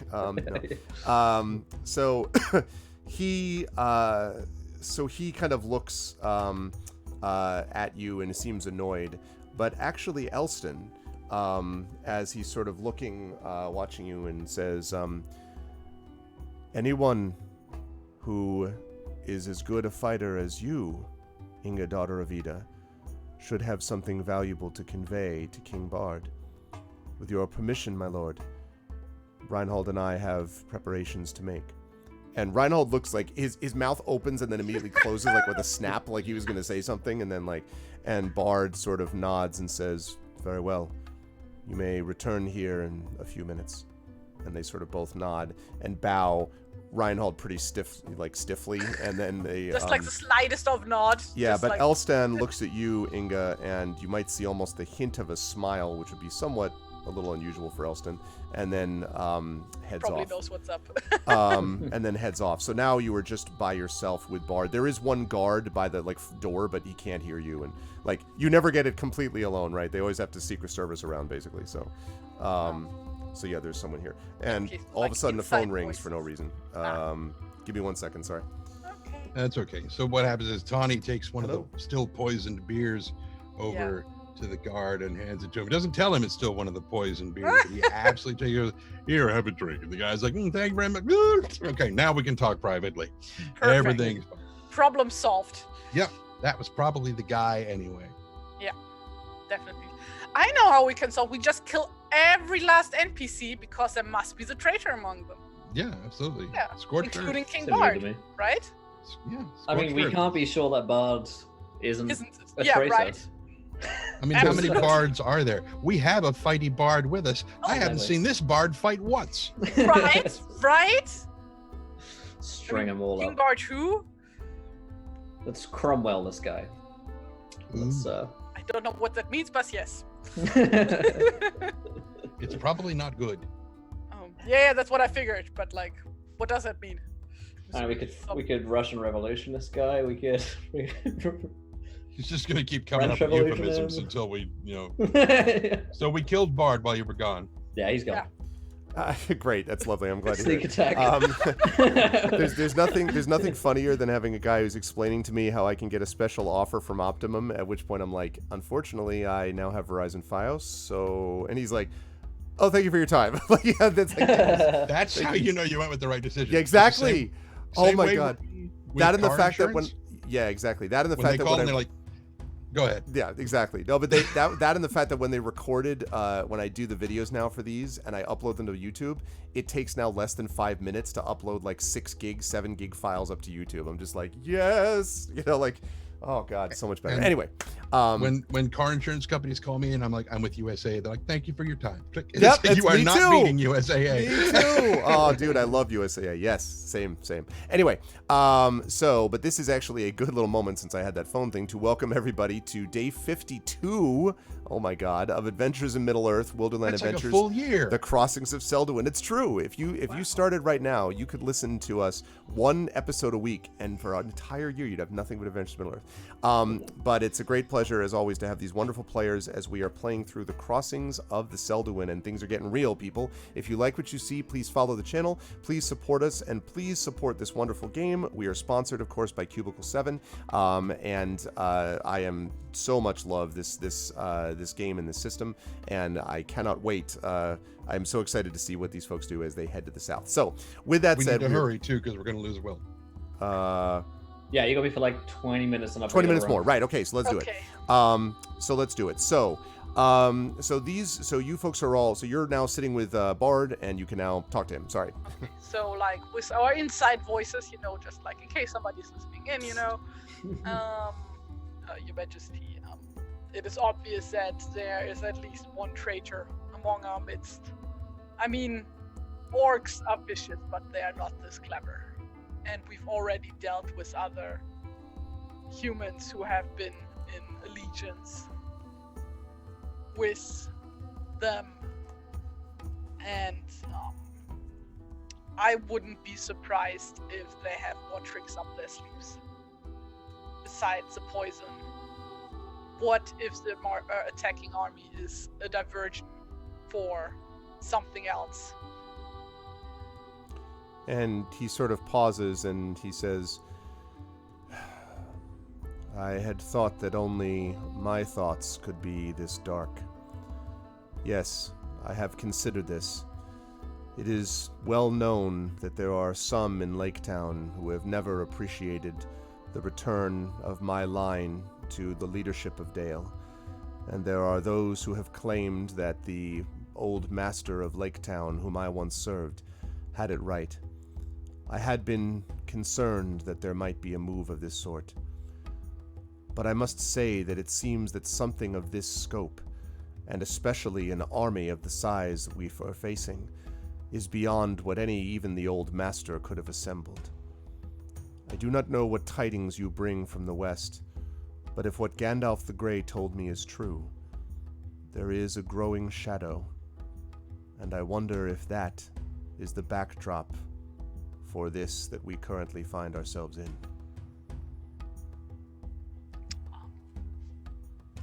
I don't know what kind of tools exactly you have at your disposal, but if you have any idea or way to how do you say, weed out any possible how do you say, traitors, and keep people safe from the inside of the town. All of this smells like a horrible trap to lure everybody out of town, which is why I said exactly that earlier at the council, so that they will be expecting us to do that. You need to keep some forces in the town, and we need to make sure that everybody who is evacuated is properly protected. He gives a wry smile and he says, Your words are wise, but who is there left to save? If I bring all of thy soldiers out and send them to muster forces, those few that remain that are too sick to move at the moment will be of little use. And he lowers his voice, even though the fact there's only one person in the room besides all of you, and it's the guard near the front door, and he says, The truth is that the situation is even more grim than what we've discussed. I have almost no one to defend here. The men that I am sending out to the lands beyond, 5 or 6, perhaps. There is almost no one left. It is not just the food that was poisoned at the feast, or the snakes that were sent out to bite and envenom those who were there. It is also the barracks, the taverns, the inns. The hospitals and houses of healing here are filled to bursting with those who have been sickened. And despite your efforts, and he nods to you, Tawny, it will be some time till any of them can recover. There is almost no one left to protect us here, Inga. If you do not stop and give us time to gather forces, you will find nothing but a graveyard upon your return. Well, either way, watch your back. This is He not nods. a good situation to be in. He nods. You speak wisdom. Elston has already told me some of this, and has gathered together several of his closest and most trusted soldiers to him. They are to be, as I understand it, my bodyguard. I tried to send them out, but Elstan said he would sooner leave my service, go to the top of the lonely mountain and leap from it, than find me harmed. And I have, under coercion, bowed to his will in this. For if I were to fall, I think the symbolic loss of the head of this place would probably break what is left of my people's resolve and will. The Inga just traitor, oh, sorry. the traitor picked his time well. Yeah, go ahead. Inga gives a worried and meaningful look to her companions, and then looks back to King Diane. Who exactly, do we know Elston? Like, aside from what we've seen here at the council of him? I would say that you would have probably, I mean, you know him, of course, from, earlier on, like you met him in the contests and whatever. When we arrived. When you arrived, yeah. And the other thing I would say, he is the first captain of Dale, and I would say that you probably would have heard a little bit about him even before Inga, in that he was a widely famed and beloved warrior, and he is one of the ones who often was beloved because he was one of the soldiers that would often try to aid the farmers, the ones that weren't obviously the ones funding the soldiers all the time, because he came from a farmer's family, and so he was not some royal figure. I also want to point out before you say more that, Tani, you are fully aware of the fact that Elston was a great warrior because you had seen him himself battle in the Battle of the Five Armies, and you know that in his full regalia, and he was wearing armor when you first arrived, but not to this level, he has an ancient shield that he carries, which is this enormous red and green with marks of Dale with these potent, it looks almost like runes possibly, and it is widely rumored that as long as he carries this shield, no blow will actually find his body. And so he is a formidable warrior, and much beloved by the people. So I would say that Robar probably has not heard of him really, but I would say that Tani, you've seen him in action, and Inga, you would have heard about him. He fought me with honor, so I think. Yep. More beloved than the king? No, because Bard in Killing the Dragon became the big shot. No, not more beloved than the king. Literally. Yeah, exactly. There you go. I see what you did there. When you get a Dragon Slayer as your leader, that's pretty good stuff. So no, he is. But he's up there though. I mean, for sure. Yeah, I'm just like, not to meta game, but like, he seems suspicious. Yeah, advises more suspicious. So. If the question is whether you think Elston could possibly be this conspirator, it seems like a huge stretch. I mean, it would. I mean, he's just never, ever given any indication of that. But I mean, who knows? These are strange times. But it seems. I think from what we've seen as well, people like we've seen darkness in people, like the shadow. And it does seem to manifest itself in that those people aren't like honorable men. They're sort of skeezier because they've been affected by it. So I think Robar might say something like, Elston's a man of honor. There are those around here who we know less well and who might stand to gain more from. Might be able to be persuaded by money or power. Elston doesn't strike me as a man that seeks that glory, but perhaps there are those who would. Also, do you articulate out loud your suspicions of Elston to Bard? I mean, your suspicions in general, I understand, but like about him specifically or not? No, it was just like, first like, do we know anything about this guy? Mm-hmm. I got you. I just wanted. So and then like Inga goes like. Well, if you trust your friend Elston, then I have to trust your judgment. Just like, you're not an idiot. I hope you know what you're doing. Basically, is what she's trying to communicate. Like that's what she literally says, but like that's Mm-hmm. Mm-hmm. He nods and he says, you should be careful not to spend too much time in the council of suspicious men. It creates darkness in one's thinking. And you feel like that's as close as Bard ever gets to a joke, maybe? Like, he says, I will admit to also being concerned about my family. They are currently under guard, but my queen... And he sort of pauses for a moment and says, she could be vulnerable. She is herself, of course, no fool. And yet, how this could have passed my notice, I allowed myself to become foolish. He kind of like shakes his head. He says, all this is laid at my doorstep.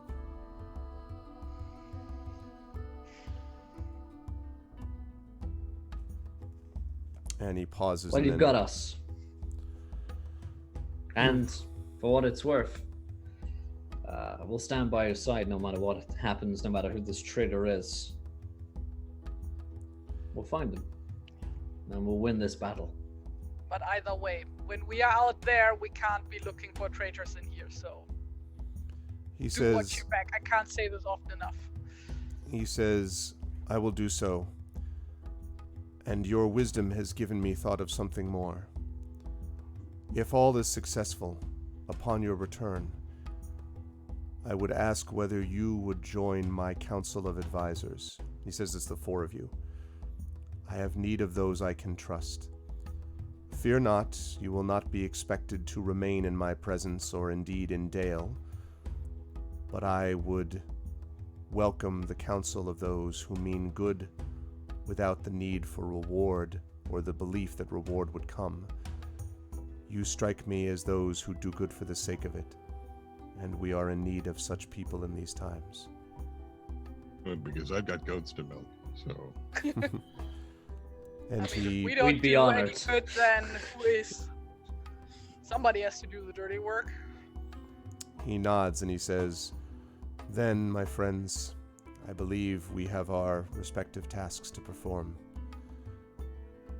And I hope that the shadow will recede in the light of our truth.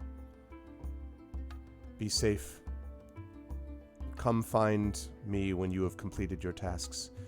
And make sure that you seek out the stableman here. I have already sent instructions to give you the swiftest horses that I have. I think you will find that they will not let you easily fall. They will go swiftly and unerringly to where they must. Perhaps with them, you will yet be in time. And with that, he kind of nods and then turns and departs. Now, all of you, we're going to, in a minute, jump forward to part 5, which is the journey south. But before we do that, I know that Tawny, and actually a couple of you may have a couple things that you want to do in town. We don't have to go like RP all of it, but just tell me what it is that you need to do, if anything, in town before departing. Inge wants to write a letter to her family. Okay.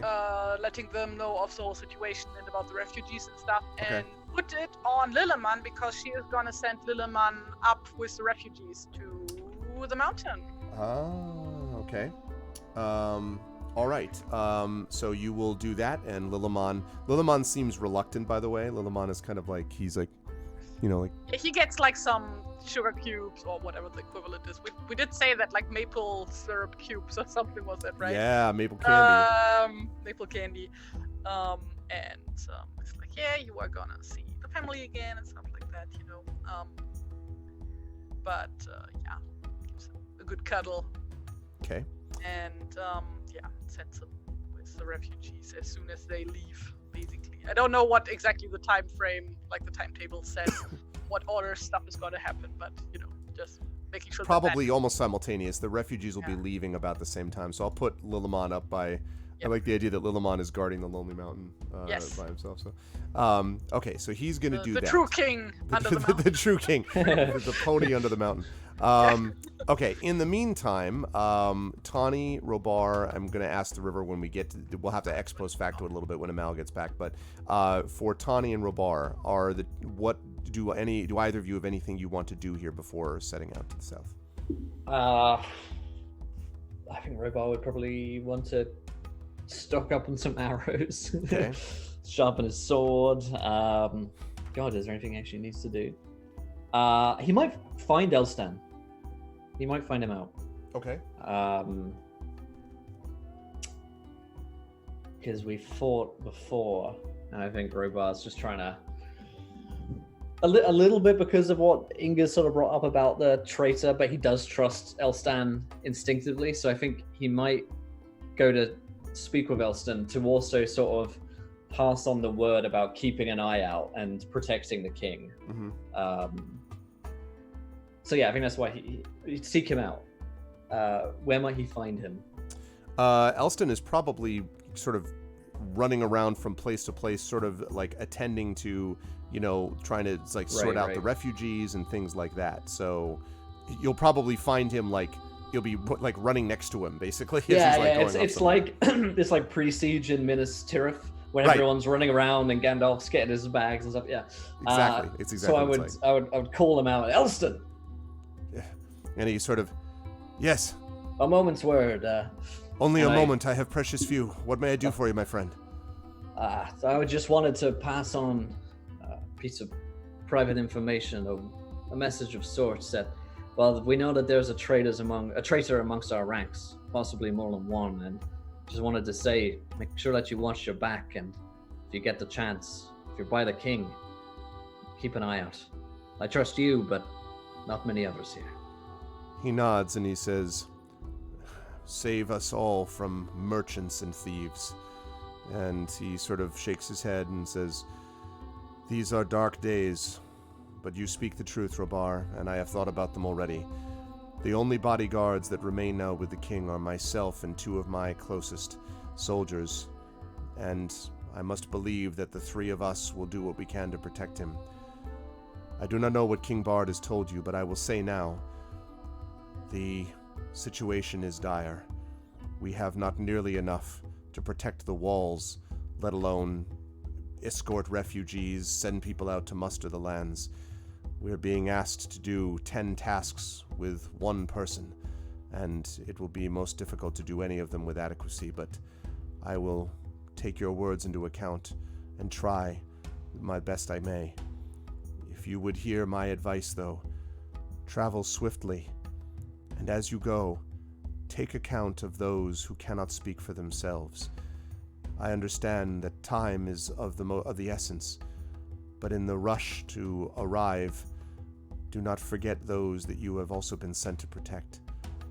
If you can do so without disrupting your journey overmuch, please aid them. They will need your assistance too. Wow. That's good advice. For a really busy man. He nods and he says, you're wise. I wish very wise. I am weary, but I have faith that you will be able to help. Is there anything else? That's all. Swift travels to you and your companions. And he reaches out his forearm to clasp Yeah, and if we see each other out there on a battlefield, then see if I can beat you this time. And he smiles and he says, I have no doubt that you will be as valiant as you were the first time. This time, we will turn together to face the evil that is approaching. And as he leaves, Robar thinks to himself, he's annoyingly handsome. Charming. And thus I ship it. Those arms. You could get lost in them. Nice. Who are you talking to, by the way? Because I was out of the room. Elston. Elston. Oh, I see. I love every bit of that. That's great. I await the new drawing coming from Terry Toons to a stream near you.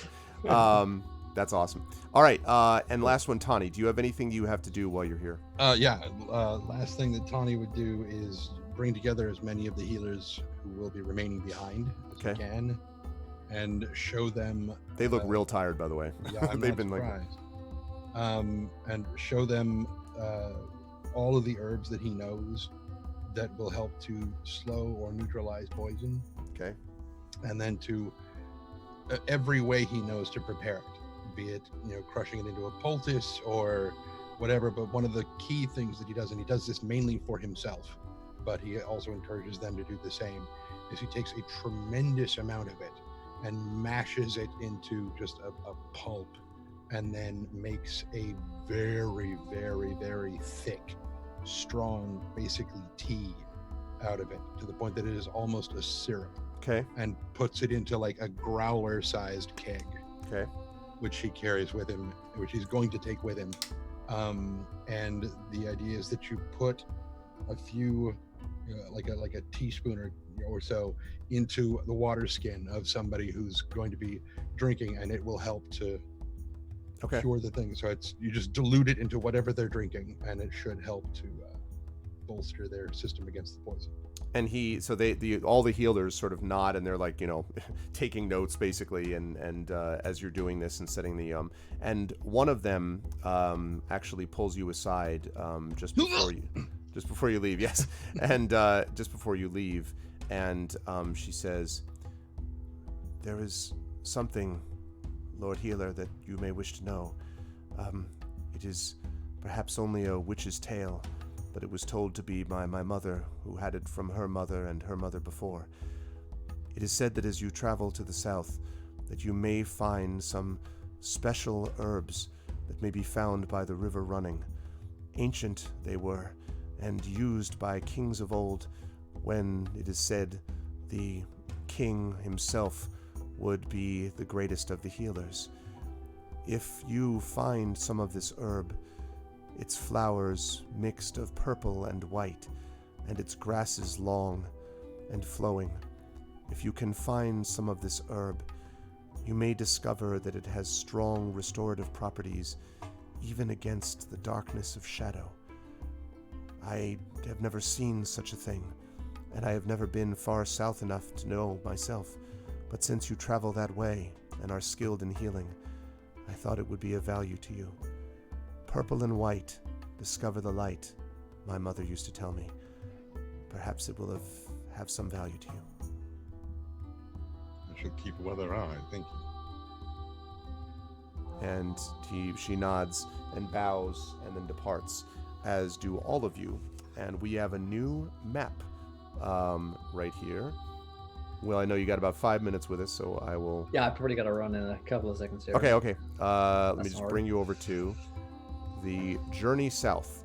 Now, and if folks could actually bring if you're able to, bring your tokens onto here, that would be good. This is basically an expanded version of the map that you just saw, and that is where you were bound, the crossings of Seldowin here. This dotted line, so all of you are... I like the aspirational version of your positions, but you're all up here. So you're all going to be starting up here, and then you're going to be moving to the south roughly along that line. And this is a journey that we're going to be rolling for and so forth, which we'll probably do at the beginning of the next session. But I do want to mention that there are essentially two components to it. The 40-league trip to where the river running exits Mirkwood to turn east follows basically broken trails that are used by merchants. And once you reach the river, then you would ride for essentially 80 miles over easy terrain, relatively speaking, for 2 more days of travel. The first portion of this should be relatively simple, but as you get closer to this area, the kind of middle marshes here, the nether marshes, or the nether marches, not marshes, you will probably find sort of uncertainty because it is farther away from Dale, and it's likely that you're going to discover some things that might be troubling one way or the other. So basically what you were told is to be ready for anything and be aware that you will probably need to adjust to circumstances on the fly as you go. And so with that said, Will, I know you have to bail, so yeah. We will bid you a fond farewell. Where will the lovely folks, what'd you think about today? Where will the lovely folks see you next? Loved it. Love war planning. Cannot wait for a good old battle coming up soon. It's my favorite part about Lord of the Rings, is sieges and battles and the coming darkness, etc. So this is right up my alley. And all the intrigue. And there's a traitor here. My money's on Reinhold, just because of the way that he was annoyed that we wanted to have a private word with what's his fella? Not Dane. With Bard. Bard, yes. Lots of fallen names. Yeah. So my money's on him, but who knows? There are a lot of characters that we've actually met here while we've been in the city that I think could have a hand in this. So I'm excited for the battle, but I'm also excited to see which traitor we're going to find, if we do find one, and if we can string them up and decry all that is evil. If we can Green a Wormtongue them and kick them down a staircase, that would be right. That would be ideal for the return of Lockmond. Maybe he shows up and like that guy. That guy. Yeah, I'm excited about that. But hey, you can find me doing stuff on Encounter Roleplay as well, twitch.tv/Encounter Roleplay. You can find us over there. I had a great time, and I'm sorry I'm leaving, but we're back next week, right? Yes, we should be here next week. We Cool. don't know yet if it's 10:30 or 12, depends on whether Amal will join us. So, but one of those 2 times. No, yeah, fantastic. So, back for a battle next week. When we get to sit. Actually, got to get to the battle first. First, you got to journey there. Rubar's probably favorite part of this plan is burning the Anduin. He's like, running river, but yes, burning a river of any kind. Let's just make it the Anduin. I don't have to cross it. I get to burn it. Awesome. Exactly. Fantastic. Well, I got to run, guys, but thank you. I love you. All right, sounds good. Thanks, Will. See you soon. All right, and I will quickly adjust webcams. Now, I'm just wondering right now, did we ever get the chance to kill Valderic? Or get our revenge on him? You know, like the half-elven scout dude who like... Right, who betrayed. So, because when I think of betrayer, I think of that guy just like... Right. Smells the fucking stinks of Valderic. Yeah, absolutely. I'm actually trying to remember if you found him again. He was there when we got back to Mountain Hall. Right, he was. Oh yeah, he was brought to justice. That's right. He was brought to justice that's right. by. Yes. Yeah, so he was brought to justice. Because for a minute I'm like, wait, didn't you deal with him? And then I was like, I don't remember. He was brought to justice. Because he was basically like, no, don't listen to them. And then you were like, what? And then that was Baron Olf like came to our aid and was like, yo. Yeah, this is the way that actually works.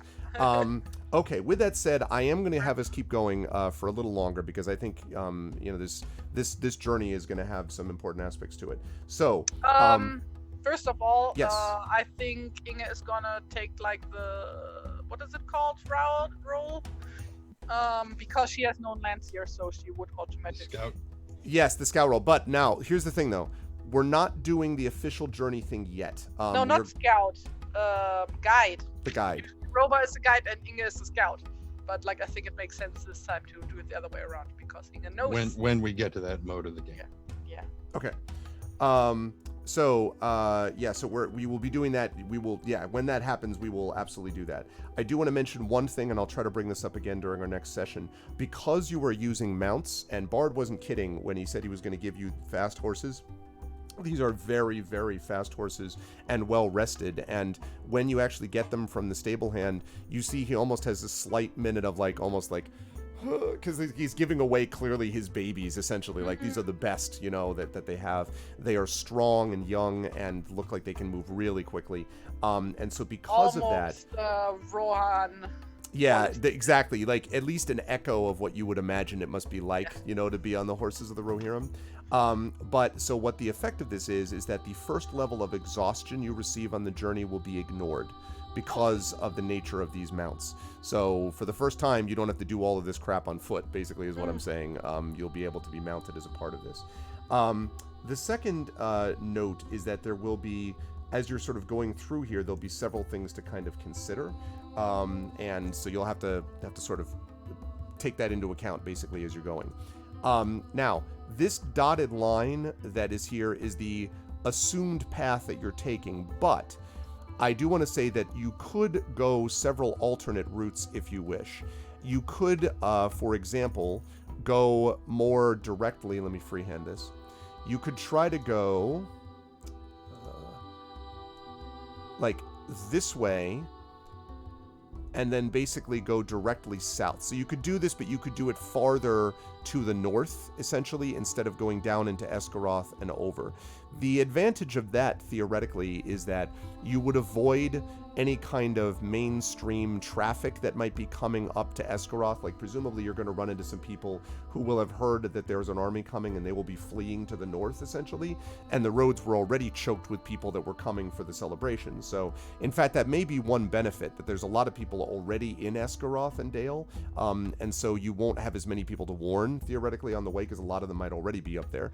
But anyway, you would avoid any sort of further traffic. The problem is that you're then going across, you're leaving the sort of beaten path, which means that the horses might have a little bit of a harder time, and you're cutting it's more distance basically because you're going farther east before you go north, and so it means you're going to have more. You're not going to get there as quickly, but that is a possibility. Another possibility is to go directly south, basically, into the long marshes and then hug the river all the way down to the crossings of the Selduin. I would hug the river, but Amal isn't here, so I see what you've done there. Yes, I assume you would always hug her, but also hug the running river here. The problem with that, though, is that if you go that route, you have to go into the long marshes, which is going to be rough, especially for the horses. And also, as you get close to the river and you're on sort of like, you'll notice that you're getting kind of disturbingly close here to the eastern edge of the heart of Mirkwood, which is not the most pleasant place because it's getting you closer to Dol Guldur and like all that stuff.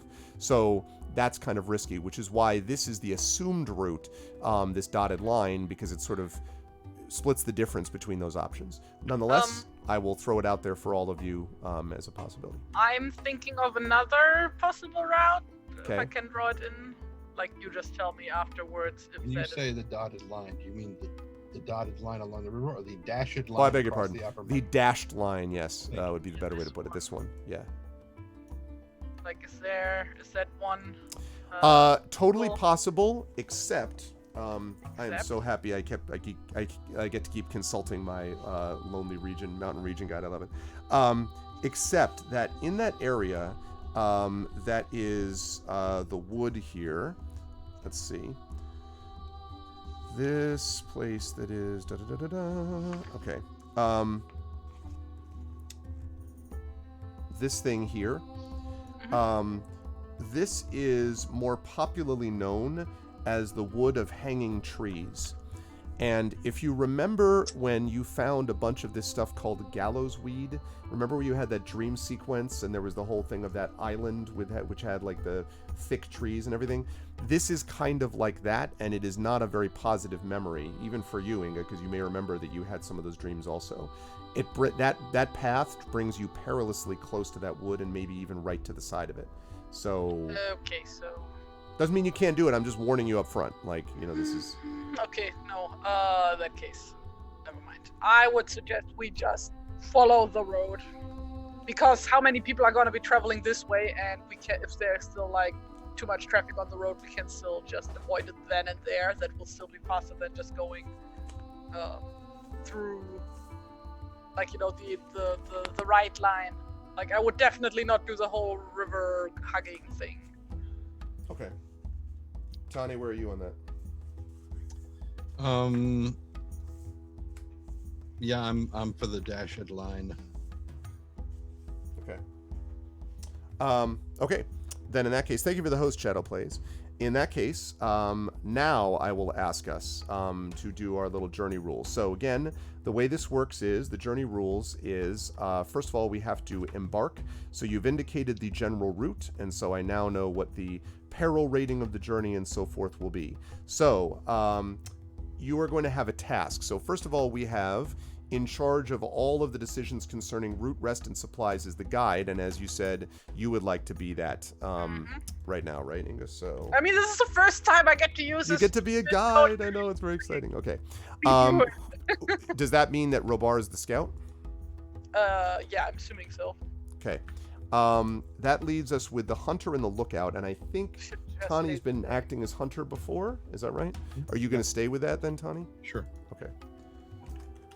Because the hunter's in charge of getting food, right? Yes. Yeah. And So, he is our food dude. And last we have the lookout, that would leave the river to do that, who will be relying on abilities of perception and things like that. Okay. So that makes sense to me. We have a peril rating of blah, blah, blah. Okay, so the peril rating that you folks are going to be facing here is a peril rating of 2. So now I need the guide, and that's you, Inga, to make an embarkation roll using a single d12, and the roll's modified as follows. So your survival proficiency bonus, okay, plus, Wait. yeah, Yeah, plus. plus half of your wisdom bonus. Oh, great, because I have so much of a wisdom bonus, which... I mean, half of 0 is 0, right? Yes. But yeah, like I'm gonna look up what's the whole known land thing. I was gonna say, yeah, half remind of- me about known lands, because that's Half the of 0 I did is. not write C. down the cute. the thing. Where is it? Known lands. Long years spent roaming over the land have given you vast amounts of knowledge about some of the regions of Middle-earth. You know the terrain of such lands like the backs of your hands, and your lore can seem almost unnatural to any companion traveling with you. At first level, blah blah blah blah blah.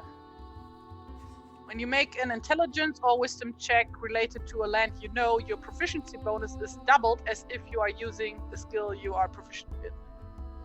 Okay, So either way, I get a proficiency bonus and it's doubled. nice. No matter what skill it is. Dig it. All right, so that would be so survival. So that basically means that would be doubled for you. So Plus, like a bunch of things that are like circumstantial. well, yeah. So you have your survival. So basically, the roll is going to be, because your wisdom bonus is not count because you don't have wisdom. So Yeah, like I get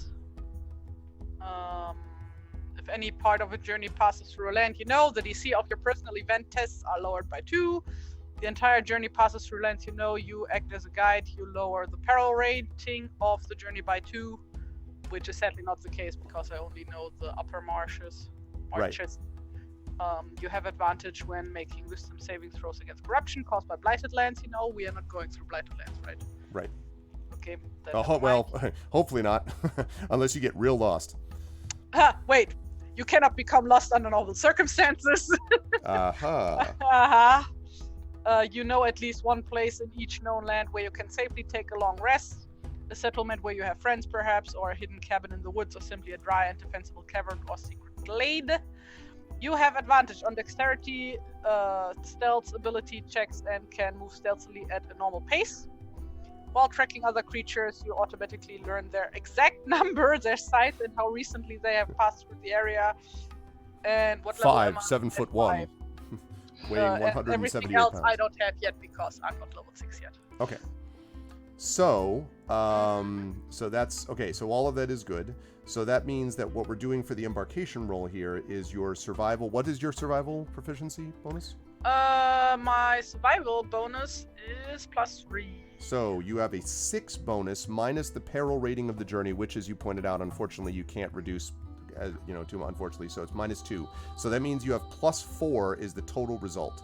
So you are going to roll an embarkation roll with a D12, and you're going to add +4 to your roll.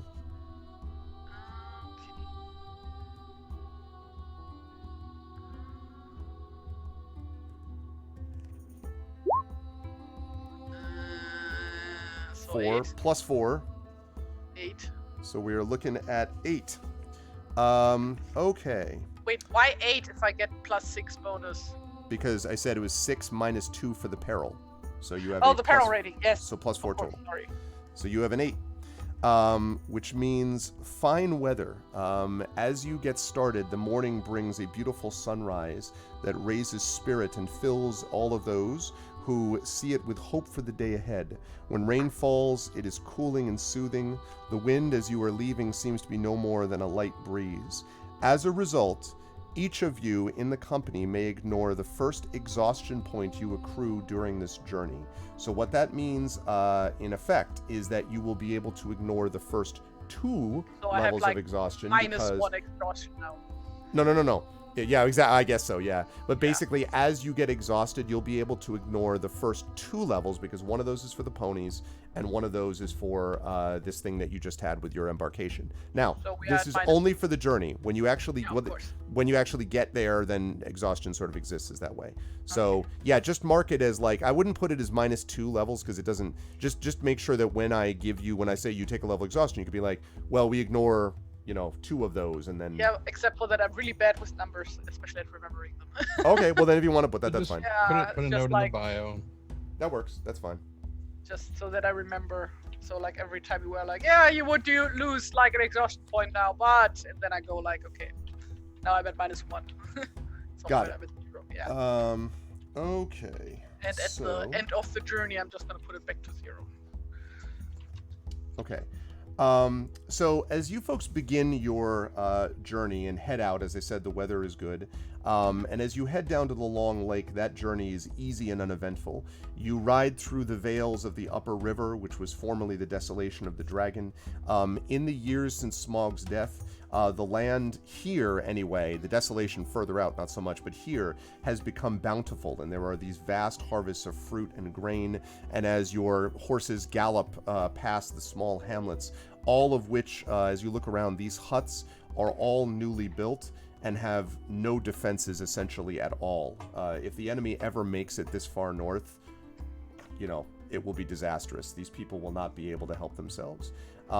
As you're sort of heading. But for right now, we are riding to Carmina Baruna. Yes. What? Yes, the song. exactly. Dun, dun, dun, dun, dun, dun, dun, dun. One of my favorite songs for this. I use that basically when I'm trying to fire people up, for sure. There is one thing, though, that happens in this first day. Just as you're passing, like, beyond the long lake and you're now heading south. So basically right around, let's see, maybe right around here, just as you're about to turn to the east and basically head away from the running river. You pass a boat on the river that is traveling south from Dale down to Lake Town. And the boat crew passes on a strange story to you. They basically hail, I should actually, before I say that they do that, they hail you, basically, like, ask you to come over. Do you do that before Yeah. Okay. So you sort of gallop over to them, and they tell you that a few hours, basically a day or so before, they had spotted another boat which was docked at the riverbank. And there were 4 men on board, they say. 3 of them were surly river folk, but the third was a merchant who was dressed in rich clothes, who seemed to be arguing over a chest. They seemed to be arguing with them over a chest. So they said that they were nearby to where this boat was that they actually saw. And so, yeah. Okay, then us turning back to the friendos, going, yeah, should we check it out, or should we just keep on our track? That sounds to me like the bastard who poisoned you all and fled with a chest in a boat. Oh yeah, good point. Hmm. And without another word, Inga is just riding towards the direction. Okay. Oh, now, aware of the How fact, long ago was this? I was going to say it's about a day.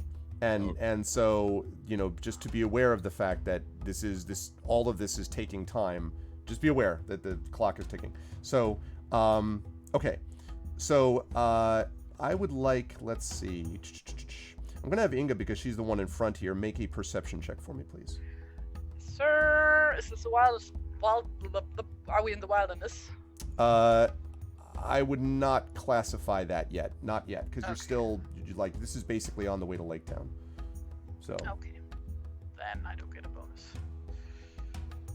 But a 19's good. Yeah, I guess, 19 yeah, is that's pretty okay. Pretty damn good. Okay, so as you Not a sort of, natural one, 20. So. as you go along, and you're following, Inga, your horse sort of almost pulls up at one point, and you see right near the riverbank, you can see a boat, basically where the people told you that it was, that is there, and it seems to be empty. You'd have to get off your horse to see more, but at the moment you can just see the boat just kind of sitting there.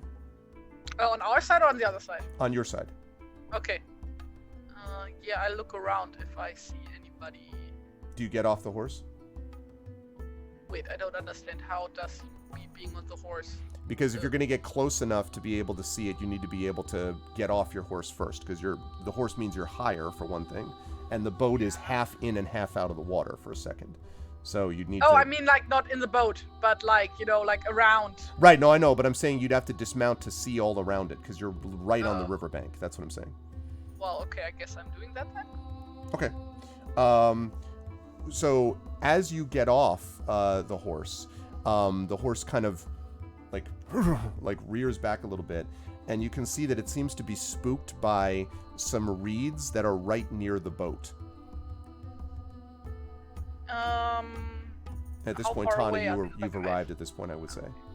Then Inge is gonna give the what do you call that rope again? Reins. The reins for my horse to Tawny, and she is gonna sneak up with her axe out to the shaking reeds. Make a stealth check for me. Does Tawny see the? They're not shaking. It's just the horse flipped out at the reeds. The but... horse's reaction. Yeah. And it's not an extreme like roar, but like it's definitely seems a little skittish around. I do get advantage on this. Just pointing that out. Got it. Oh my god, I love this. Yeah, good thing that I get advantage on that. Oh, yeah, 22. Okay, so you silently move, and at the last second, you pull open the reeds with your axe held, and you see a corpse. It's a body, and it clearly is a body of one of these river folk that they described, dressed in rough leather with leather boots. His throat has been cut. Okay, I wanna have a look at him if he has anything on him that like identifies him or. Make a survival check for me, please. Okay.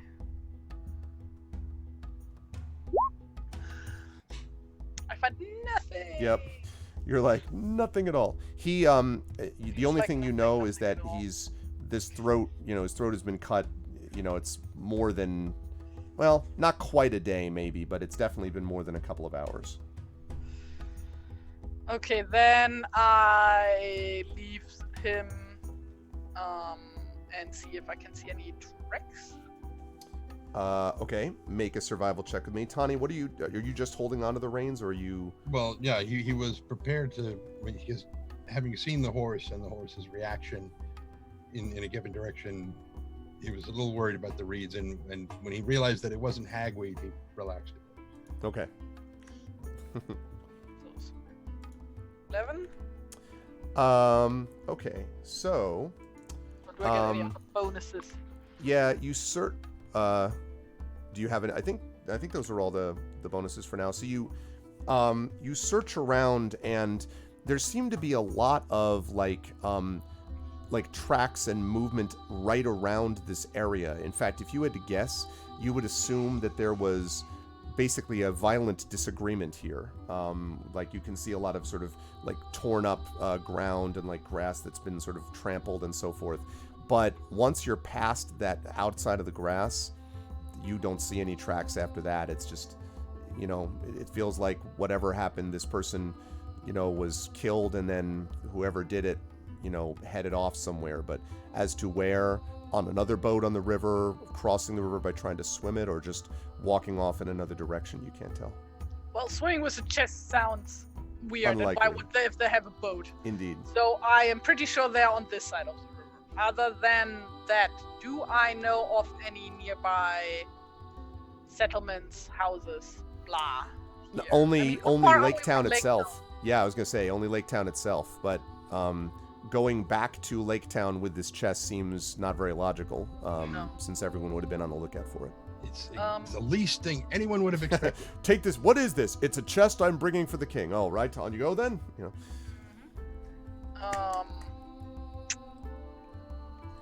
Well, in that case, I would suggest. Is there like There a any- hill or something nearby? What? I'm sorry. Is there a what? A village? A hill. Oh, Behind the no, hill. not really. The hills would be farther north. There's a little bit of a gentle rise, but it's not enough really even to conceal anyone. It's fairly No, flat it's not about here. concealing. It's about like getting like a better vantage point. Yeah, not really. I mean, you could definitely find a slightly better area that's higher than just the riverbank, but not much. Most of the areas that are farther north, that are higher, are all to the north. It gets pretty flat down here.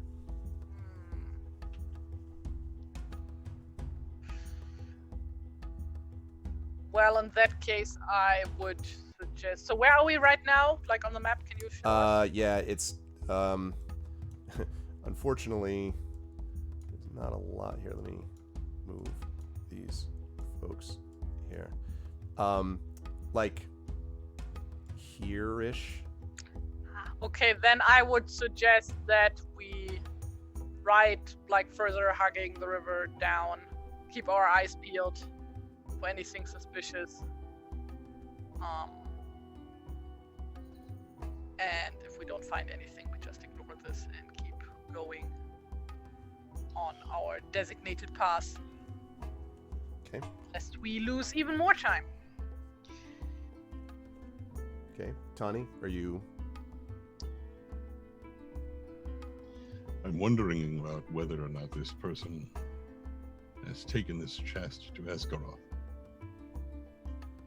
But then why would they stop here? Change boats. Perhaps someone here, that poor unfortunate chap, saw who it was, saw the chest, made a connection he shouldn't have made, and paid the price for it. Well, I mean, we know what we have to do right now. This is not our quest right now. I can't think of any way how we could send message back to Dale. We have several soldiers traveling with us, right? Oh, we do? Yeah, you have a couple. Not many. Like, I think actually 2 I thought is it's the just number. 4 of us. No, there's 2 soldiers, but I only see. 2.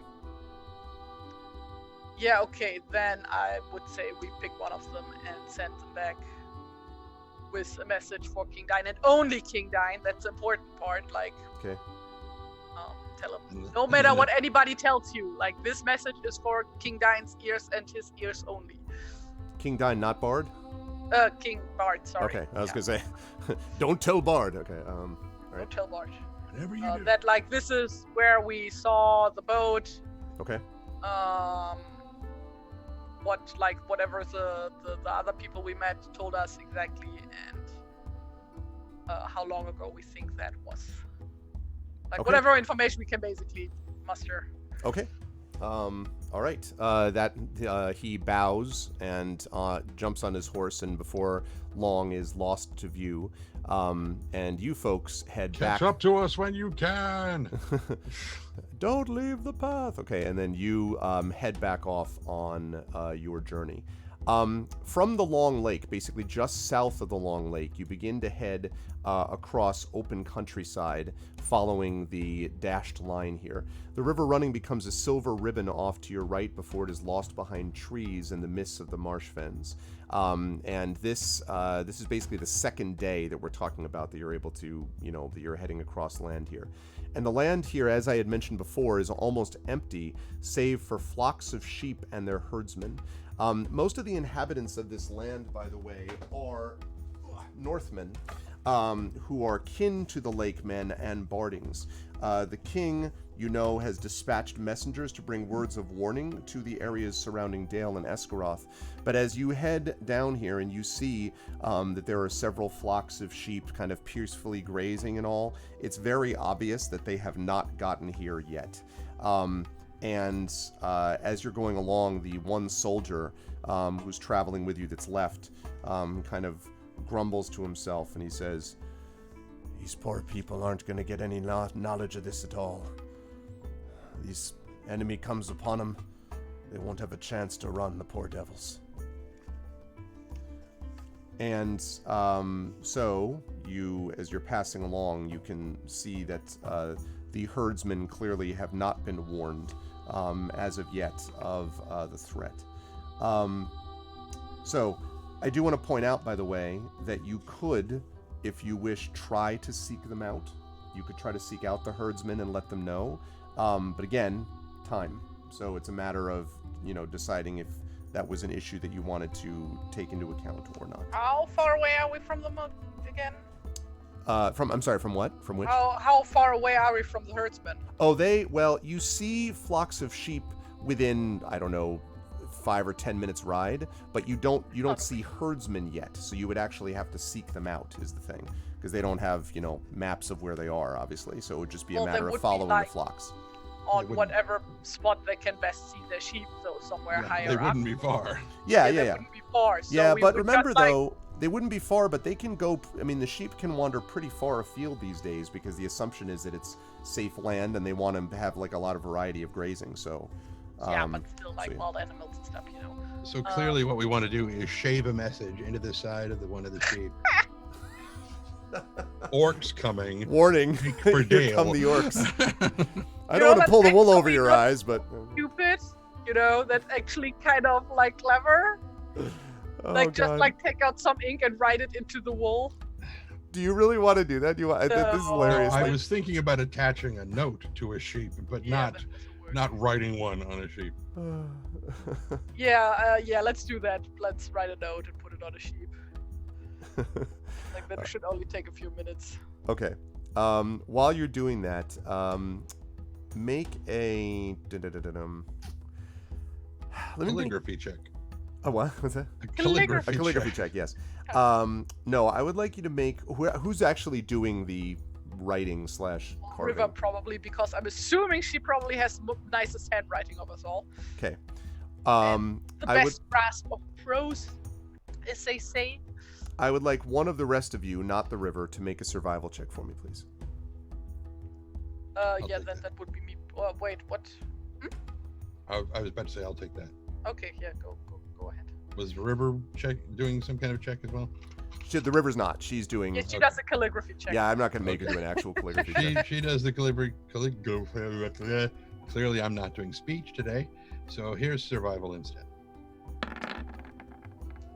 19. Okay. As she's doing this, Tawny, you see what looks like a recently traveled path, basically where the grass has been stamped down, and it's not just sheep, but clearly there are some light boots or shoes here, probably of the herdsman if you had to guess. It goes up and over a couple of small little rises, as I said, not very big because it's pretty flat here, but there's some here that are leading from this flock that you're at right now. Well, there's that. How long does it look like it would take for me to jaunt up to the... Hard to say. I mean, there's nothing that's obvious here, so it would be, you would think, I don't know, at least a half hour's ride to follow the path to where you can't see it, and maybe at the other end of it is where you would find people, but you don't know for sure. It's not 100% sure. Also, you've left your calligraphy. Maybe that's enough, but... Well, that's not where Tawny's going to leave it at all. You're just waiting for River to finish. Okay. She does so with a flourish. And thus put it on her. Ever yours, in haste. And so Tawny will get on the opposite side of wherever the trail leads off, where he thinks the herdsman has gone, Mm-hmm. the shepherd, as it were, who is, by the way, in Tawny's opinion, a very, very poor shepherd if it's a half an hour's ride to where he can't even see the trail anymore and the dude is that far. Dudes, plural, because it's herdsmen, you would guess. Whatever. Yeah. All of them are up? No, somebody should be with the... Anyway. Well, I mean, you don't know if they saw a star or something that they followed towards some crypt or some stable, found a baby there or something, so they got distracted. So anyway, I made you remember a thing. yeah, my opinion of the whole virgin birth thing. Anyway, I was just because they're herdsmen. It was a joke here, okay? I know. God damn it. Just right. So wherever the trail leads off, Tawny gets on the opposite side so that the herd is between him and the path. Okay. And so once there and got everything kind of out of the way, he draws his deepest breath and in his most terrifying roar, Okay. just yells at the sheep to get them to storm back towards the direction their precious shepherds Make an went. intimidate check for me, please. Okay. I love that you're intimidating sheep. This is gonna suck. 21. Oh, nice. 21. Roar! The sheep are like, "Bap!" And they just like start running basically as fast as they can up and over the hill. And as you are sort of following, you're sort of like you start chasing after them, presumably to sort of follow as they go. As you do so, you notice that one of the sheep stumbles, and when you look down to see what the sheep stumbled on, it looks like there is a body that the sheep has stumbled over.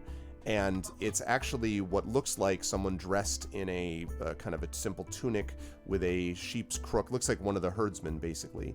But they are lying face down, and their foot seems to be sort of stuck between this large rock and the ground, and their head is twisted at an unnatural angle. And it doesn't take much, Tani, for you to see that basically what it looks like happened is this herdsman tripped and basically looks like broke their neck. And this doesn't look to you as something that someone pushed them or like me. I mean, it looks like just a bad accident, like, that something happened and that they died. But maybe this explains, why there wasn't anybody else there, but it seems like there's no one else that's here. And well, now I feel like an ass. But the sheep are still like, running away. So you can continue to follow them if you wish. As they bolt along, following, and the path is still going, like the tracks are still going. So,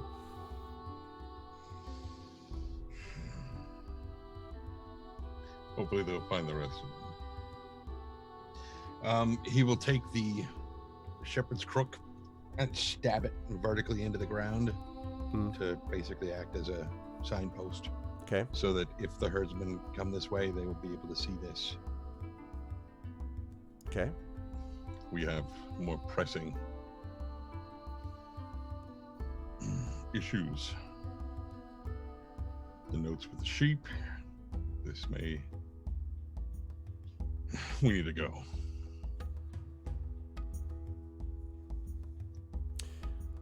And assuming everyone agrees, you get back on the horses and head south. And as the camera sort of pans back a little bit, and we see the sheep running away and the horses galloping wildly to the south. As the camera zooms back, we also see in the sky, gradually spiraling towards Tani, Robar, Inga, and the river, and the one remaining soldier, a large and disturbingly directed flock of crows. And that is where we are going to leave the session for today. Oh my God, I'm so glad we're playing this again. Oh man, so acting good. Like it's been a year. Oh God, it's just, I was like, I need my fix, let's go. It's great. Really, really enjoyed it a lot. I think everyone did very well with that, and I loved some of the set pieces. The council is awesome. I love the idea of you traveling south, like against all odds and whatever. It's really great, and it's also possible because I'm teaching, of course, Lord of the Rings right now, as I usually do in the fall, and so we are just dealing with the opening of the Two Towers with the three hunters, Gimli, Legolas, and Aragorn, that are trying to rescue Merry and Pippin, and so we're in the midst of that very same thing where they're like rushing across the landscape, and so I'm very much. I'm a Tolkien nerd. Everyone knows that. But I'm really digging it. So, I will say, God, first of all, I never knew. I know. And you've known me all these, and now see. But I want to thank, of course, never Amal. Seen the side of you. Exactly. I just assumed you were a jock. Amal and well, you are into sports. So. It's true. I am. But I am into that and Tolkien. That and Tolkien. But so Mal and Will, I want to thank both of them. Mal, of course, we will have back with us again, hopefully next week. But definitely we will have, of course, Will back with us. Will was great. You should follow him on Encounter Roleplay and all that stuff. He plays, of course, Robar Staunton on this show. And the two people who are still here and live and in person. First of all, we will start with Terry. Terry, great stuff from Inga today. I thought Inga really was able to assert herself in some really cool ways. You could kind of felt like she's like, this is my place. We're not quite back to her place yet, but we're in the region of her place.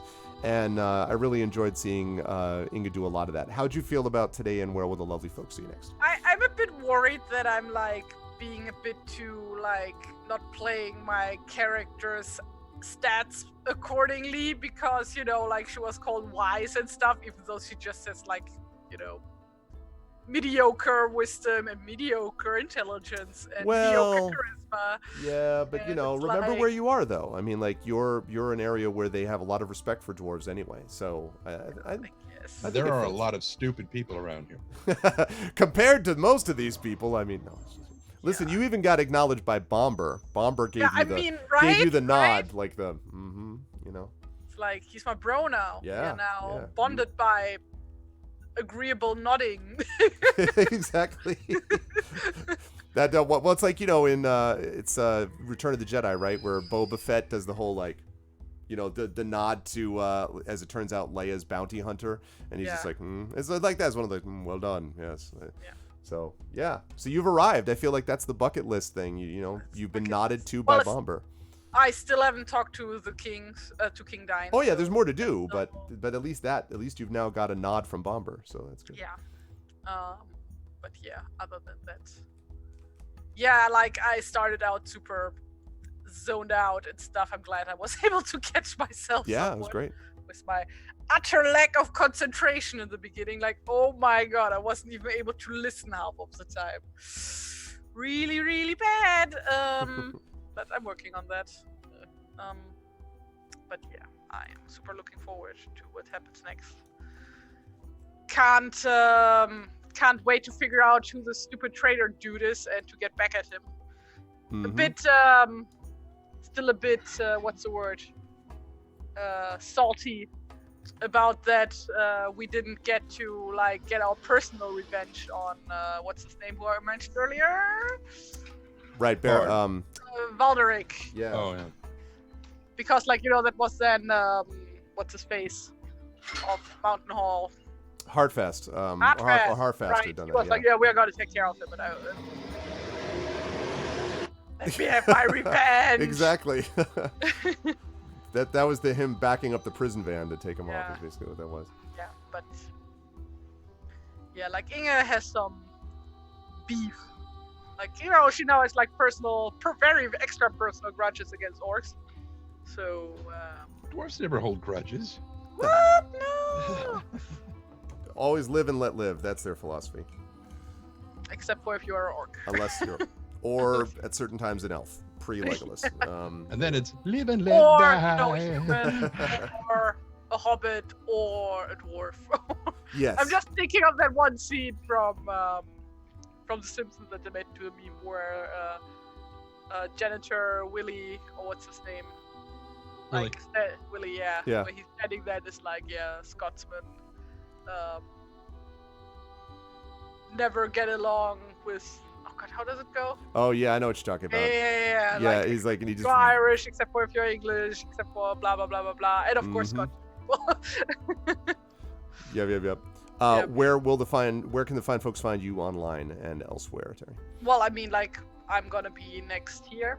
Yep. Next week. Next couple weeks, Aside from probably, because that, you'll also be. I would I do have Instagram, I do have Twitter, but currently I'm completely zoned out from social media, even more so than the past half year because of my health stuff. I'm not allowed to have a phone where I'm getting my treatment. So yeah, and I'm too tired usually to take care of crap when I get home. So but yeah, aside from that, yeah, Tari Toons is my name on all the social media things. And aside from that, you will see me here on every other Tuesday. And yeah, next Tuesday is one of those other Tuesdays. Good stuff. Thank you, Terry. And of course, Terry will be back with us doing game book illustrations for. I have to find it again, but we picked a new because we finished the Sherlock Holmes. So we picked the Lonely Mountain one. Yes, that's right. That's right. We picked one of the Tolkien Quest ones. Yep. Yes. So we're So going it will be Tolkien Tuesdays. It's Tolkien Tuesdays. That's right. Yeah. So you need to actually use that hashtag. Yeah, we do. Yeah, we do have to do that. Yeah. And you need to do other Tolkien related things. on Tuesdays too. So like play like Battle for Middle Earth or something. I don't know. Listen, sounds like a plan to me. Anything that involves more Tolkien is on a Tuesday would be great. And that's not a joke. I'm like actually saying, dude, do that. Like actually, that sounds like a good thing. Like a good thing. I will have to consider that. I do Tolkien Tuesdays I every love Tuesday Tolkien. at 12 p.m. What time zone are you in again? What's the name? Eastern time, or what was it? 11 p.m. 11 p.m. No, 5 p.m. GMT. Right. I think about Tolkien Tuesdays. I will take that under advisement. But always a pleasure though, Terry. It was great. And not an advice. It was an order. Okay. I will take that under direct order that I must immediately fulfill. Okay. It's just like I was just ordered by the Supreme Court 11-0 to do something different, like a certain prominent leader who won't be a leader for much longer. Anyway, but thanks, Terry. Always a pleasure. And last but certainly not least, Tren also, Tani got a chance to. Despite his concerns about people, noticing him and all that, here he really got to exercise his abilities as a healer and also telling people about healing. And I really thought that was cool. And I also really liked the handling of the whole, burning the river and the reaction to it. Because it's not like, this is great. It's like, this may be the only option out of a bunch of crappy options. Necessary evil, yeah. Yeah. So that was really kind of cool. How'd you feel about today and where will the lovely folks see you? Oh, I hated it. It was disgusting. Awful. I never want to do it again. No, I'm just imagining that's the voice of Dindy. Yeah. And I'm gonna go throw up. It was a lot of fun. I very much enjoyed it. The only thing that could have possibly made it better is if Amal had been here for it. But she kicked some major ass on that roll she did, so she can take credit for that. For the that 30 that she rolled. Yeah, good God. On the thing. That was just delightful. It was basically like on a success of 6 or more, I'm like, or 30, like if you annihilate the roll, then, so anyway. Where will people see me next? Probably here. Probably, I think. I would suspect next Tuesday, I think, because I think we don't have any more anything else this month. Which reminds me, but Tuesday next week is next month, right? Yeah, that's true. Okay, so I need to erase the inspiration from my character sheet. Right. It's now gone.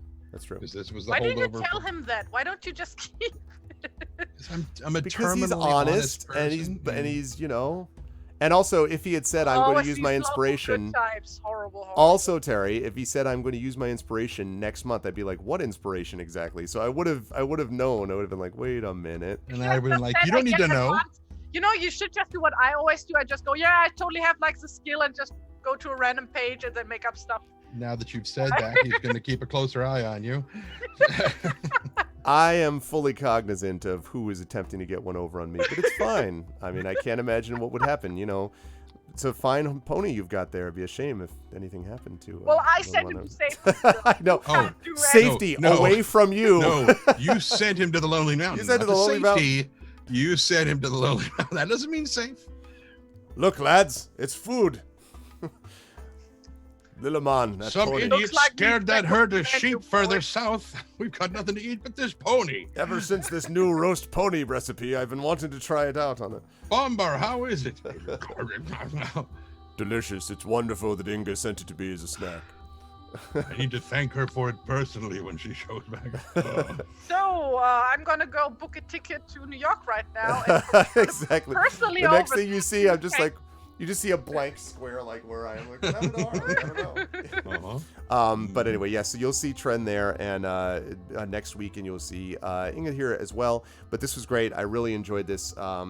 Great stuff from Tren, from Terry, from Will, and we will see, of course, Amal back with us next month. Shaq, can we get some love for our wonderful players? There's something I was supposed to remember. Today was Jim Henson's birthday. That's true. It's also National Voter Registration Day today. It's National Voter Registration. If you're not registered to vote, go do it. Yeah. If you're an American and you're not registered to vote. Right. And the other thing was Frosty Fox and Coscool Fox. She's the lady who made the Hogger cosplay for BlizzCon, the big Hogger thing. they just had a baby like 2 days ago. Oh, cool. So I wanted to wish, I've forgotten her, Phoenix Rose. Okay. Is the young lady, the new young lady's name. So welcome to the world. Phoenix Rose, that's a good name. It's an awesome name, Phoenix. That's super cool. Awesome. Well, congratulations to them then. Wait, who are these people again? They are they're a couple of Frosty Fox, Frostee, Frosty Fox. They run a group called Frozen Fox Media. Well, he does. Frozen Fox Media. They do a World of Warcraft podcast, and she has been doing a lot of cosplay at BlizzCon for several years, and she's won the cosplay competition a couple of times, I think. Okay, I just went over to see the link. Augur. Okay. Yeah, and you know, good friends. They live up in Salt Lake City, and the due date for the kid was actually a week later, but their doctor was going to be out of town, so they just went ahead and went in a week early and induced, and so everything's fine and everybody's doing well. Yep, and I can see right now, Bryce, very, very cute. Oh, that's awesome. Well, congratulations. Well, Bryce is wait, Bryce is, no, that's not right. Bryce is the nurse. Bryce is the nurse. Phoenix Rose is the kid, right? Sorry. Right. Phoenix Rose is the kid, not Bryce. But congratulations to Bryce for being a good nurse. Yes. Awesome. All right, well, you have now officially said it. It is on the record, as John Burkow would say. It is on the record and has been spoken in your usual way. Thank you, Tren. Thank you, Terry. And I will see you lovely folks next week. Doodles! Bye for now, everyone. And that is going to do it for them, and it's going to do it for me here, although it is not going to do it for me overall, because at 4 p.m. I will be back as usual over at GOG for Pen and Pixels and more Pathfinder Kingmaker as I return to that, which is going to be cool. I have definitely been enjoying that game, so we're going to be heading over there next. And I want to thank everyone who was here today. This was a lot of fun. Really, really happy to have gotten back into this campaign, and I hope that we're able to spread the word about it. I know that Tuesdays are not one of the bigger number days because people are, it's during the day, and so people are working and all that stuff, and I get that. But if you're able to find folks, especially, let's say, the Europeans, for whom this is more of an evening stream than the North American types who for whom this is a during the day stream, it would be appreciated to let people know about it and get them involved in this really, really awesome party and campaign. We do a lot of really cool campaigns on my channel, and I love all of them, and I really do mean that. I'm not just saying it. They're great in all of their own individual ways, but I really had a good time with this because I love Tolkien, and so it was great to be able to play this and have fun with all of you and with my lovely players. If you like what you saw and heard, please follow the channel. Check the YouTube with !ArvTube, the Discord with !ArvCord. Don't forget to check my Twitter, !ArvTweets. You can find out all of that at arvinelleron.com, where you'll also find Curse of Strahd, which is my current running D&D campaign. That is also got an audio podcast, which is released over there. So definitely check that out as well. And then the financial ways to support. Obviously, !Arv Shop is where you can get this material, like the Adventures of Middle-earth Crew. That thing right up there that you see. Definitely want to make sure you check that out. And then also in addition to that, we have got the Patreon, which is !Arvtreon. Again, that really does make a difference. It's kind of the financial backbone of the channel, so it really does make a difference if you're able to support us over there, and really helps us with a lot of things, including being able to support buying games for the channel and stuff like that we're doing. So any support you can do is helpful to us, and also will help you because you get critiques of your writing at a certain level, and you can get inspirations to benefit the players and a bunch of other things. So you can get involved by jumping over there. And last but certainly not least, that sub button right above the video window. We had a few more people jump on board, and I think right now we are sitting at about, is it 50? What are we at here? Let me see. We have right now 50 something subs. We are at 5,843 followers and 53 subs. Yeah, 53 subs, which is awesome. So please consider to continue to jump on board, let people know about it, maybe jump on yourselves if you're able to. that would be appreciated. And yeah. Very happy to see that because it definitely does help, again, the channel as we move forward. Also, we'll have some announcements to make in the not-too-distant future about stuff. For those of you who haven't done so already, Forbidden Library, Tales and Tomes of Forbidden Library, my D&D 5e adventure, is coming out pretty soon. Should be out within about 4 to 5 weeks, I would say. It'll be out in PDF first, and then, of course, will be out in print as well. And then I've also got my graphic novel Icarus, ! Icarus, will allow you to pre-order that if you want to know more about this stuff. And lastly, anyone who is in the Ottawa area up in Canada, I'm going to be at CanCon in just about 3 weeks, I believe it is, maybe 3.5 or so. I'm going to be at CanCon the 18th, 19th, and 20th, and I'm really looking forward to that. It's basically the only convention that I'm guaranteed to be doing this year. I might be doing another convention elsewhere, maybe PAX Unplugged or something, but that's all very much up in the air. So the only one I know for sure is this one. So if you want to see me in the flesh, that's the place to do it, and it's a great con, and you guys should have fun if you go there. So, but that's going to do it for me. Much love to everyone. You are all wonderful people. I will see you over at GOG at 4 p.m. No raid today because we're going to be doing the thing we usually do, going over to GOG at 4 p.m. for Pen and Pixels and Pathfinder Kingmaker.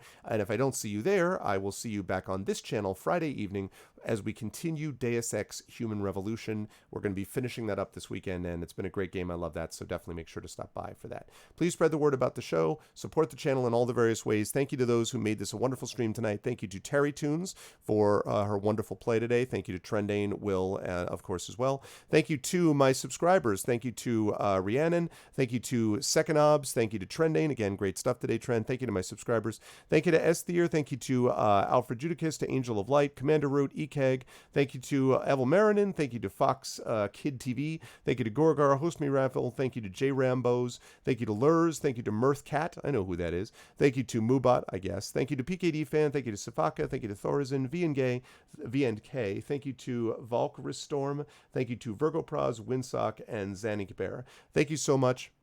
Ah, Rhiannon, you were actually Tobit, the resident nonsense spammer. Oh, so you did this differently, Rhiannon. So so you changed your name? Is that what happened? Tobik, you've changed your name?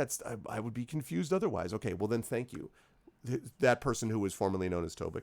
And thank you for being here, and thanks everyone. Much love to you all, and I will see you over at GOG in just about 40 minutes. Until then, everyone be good to each other. Have a good day. And if you're in America, go register to vote. See you soon.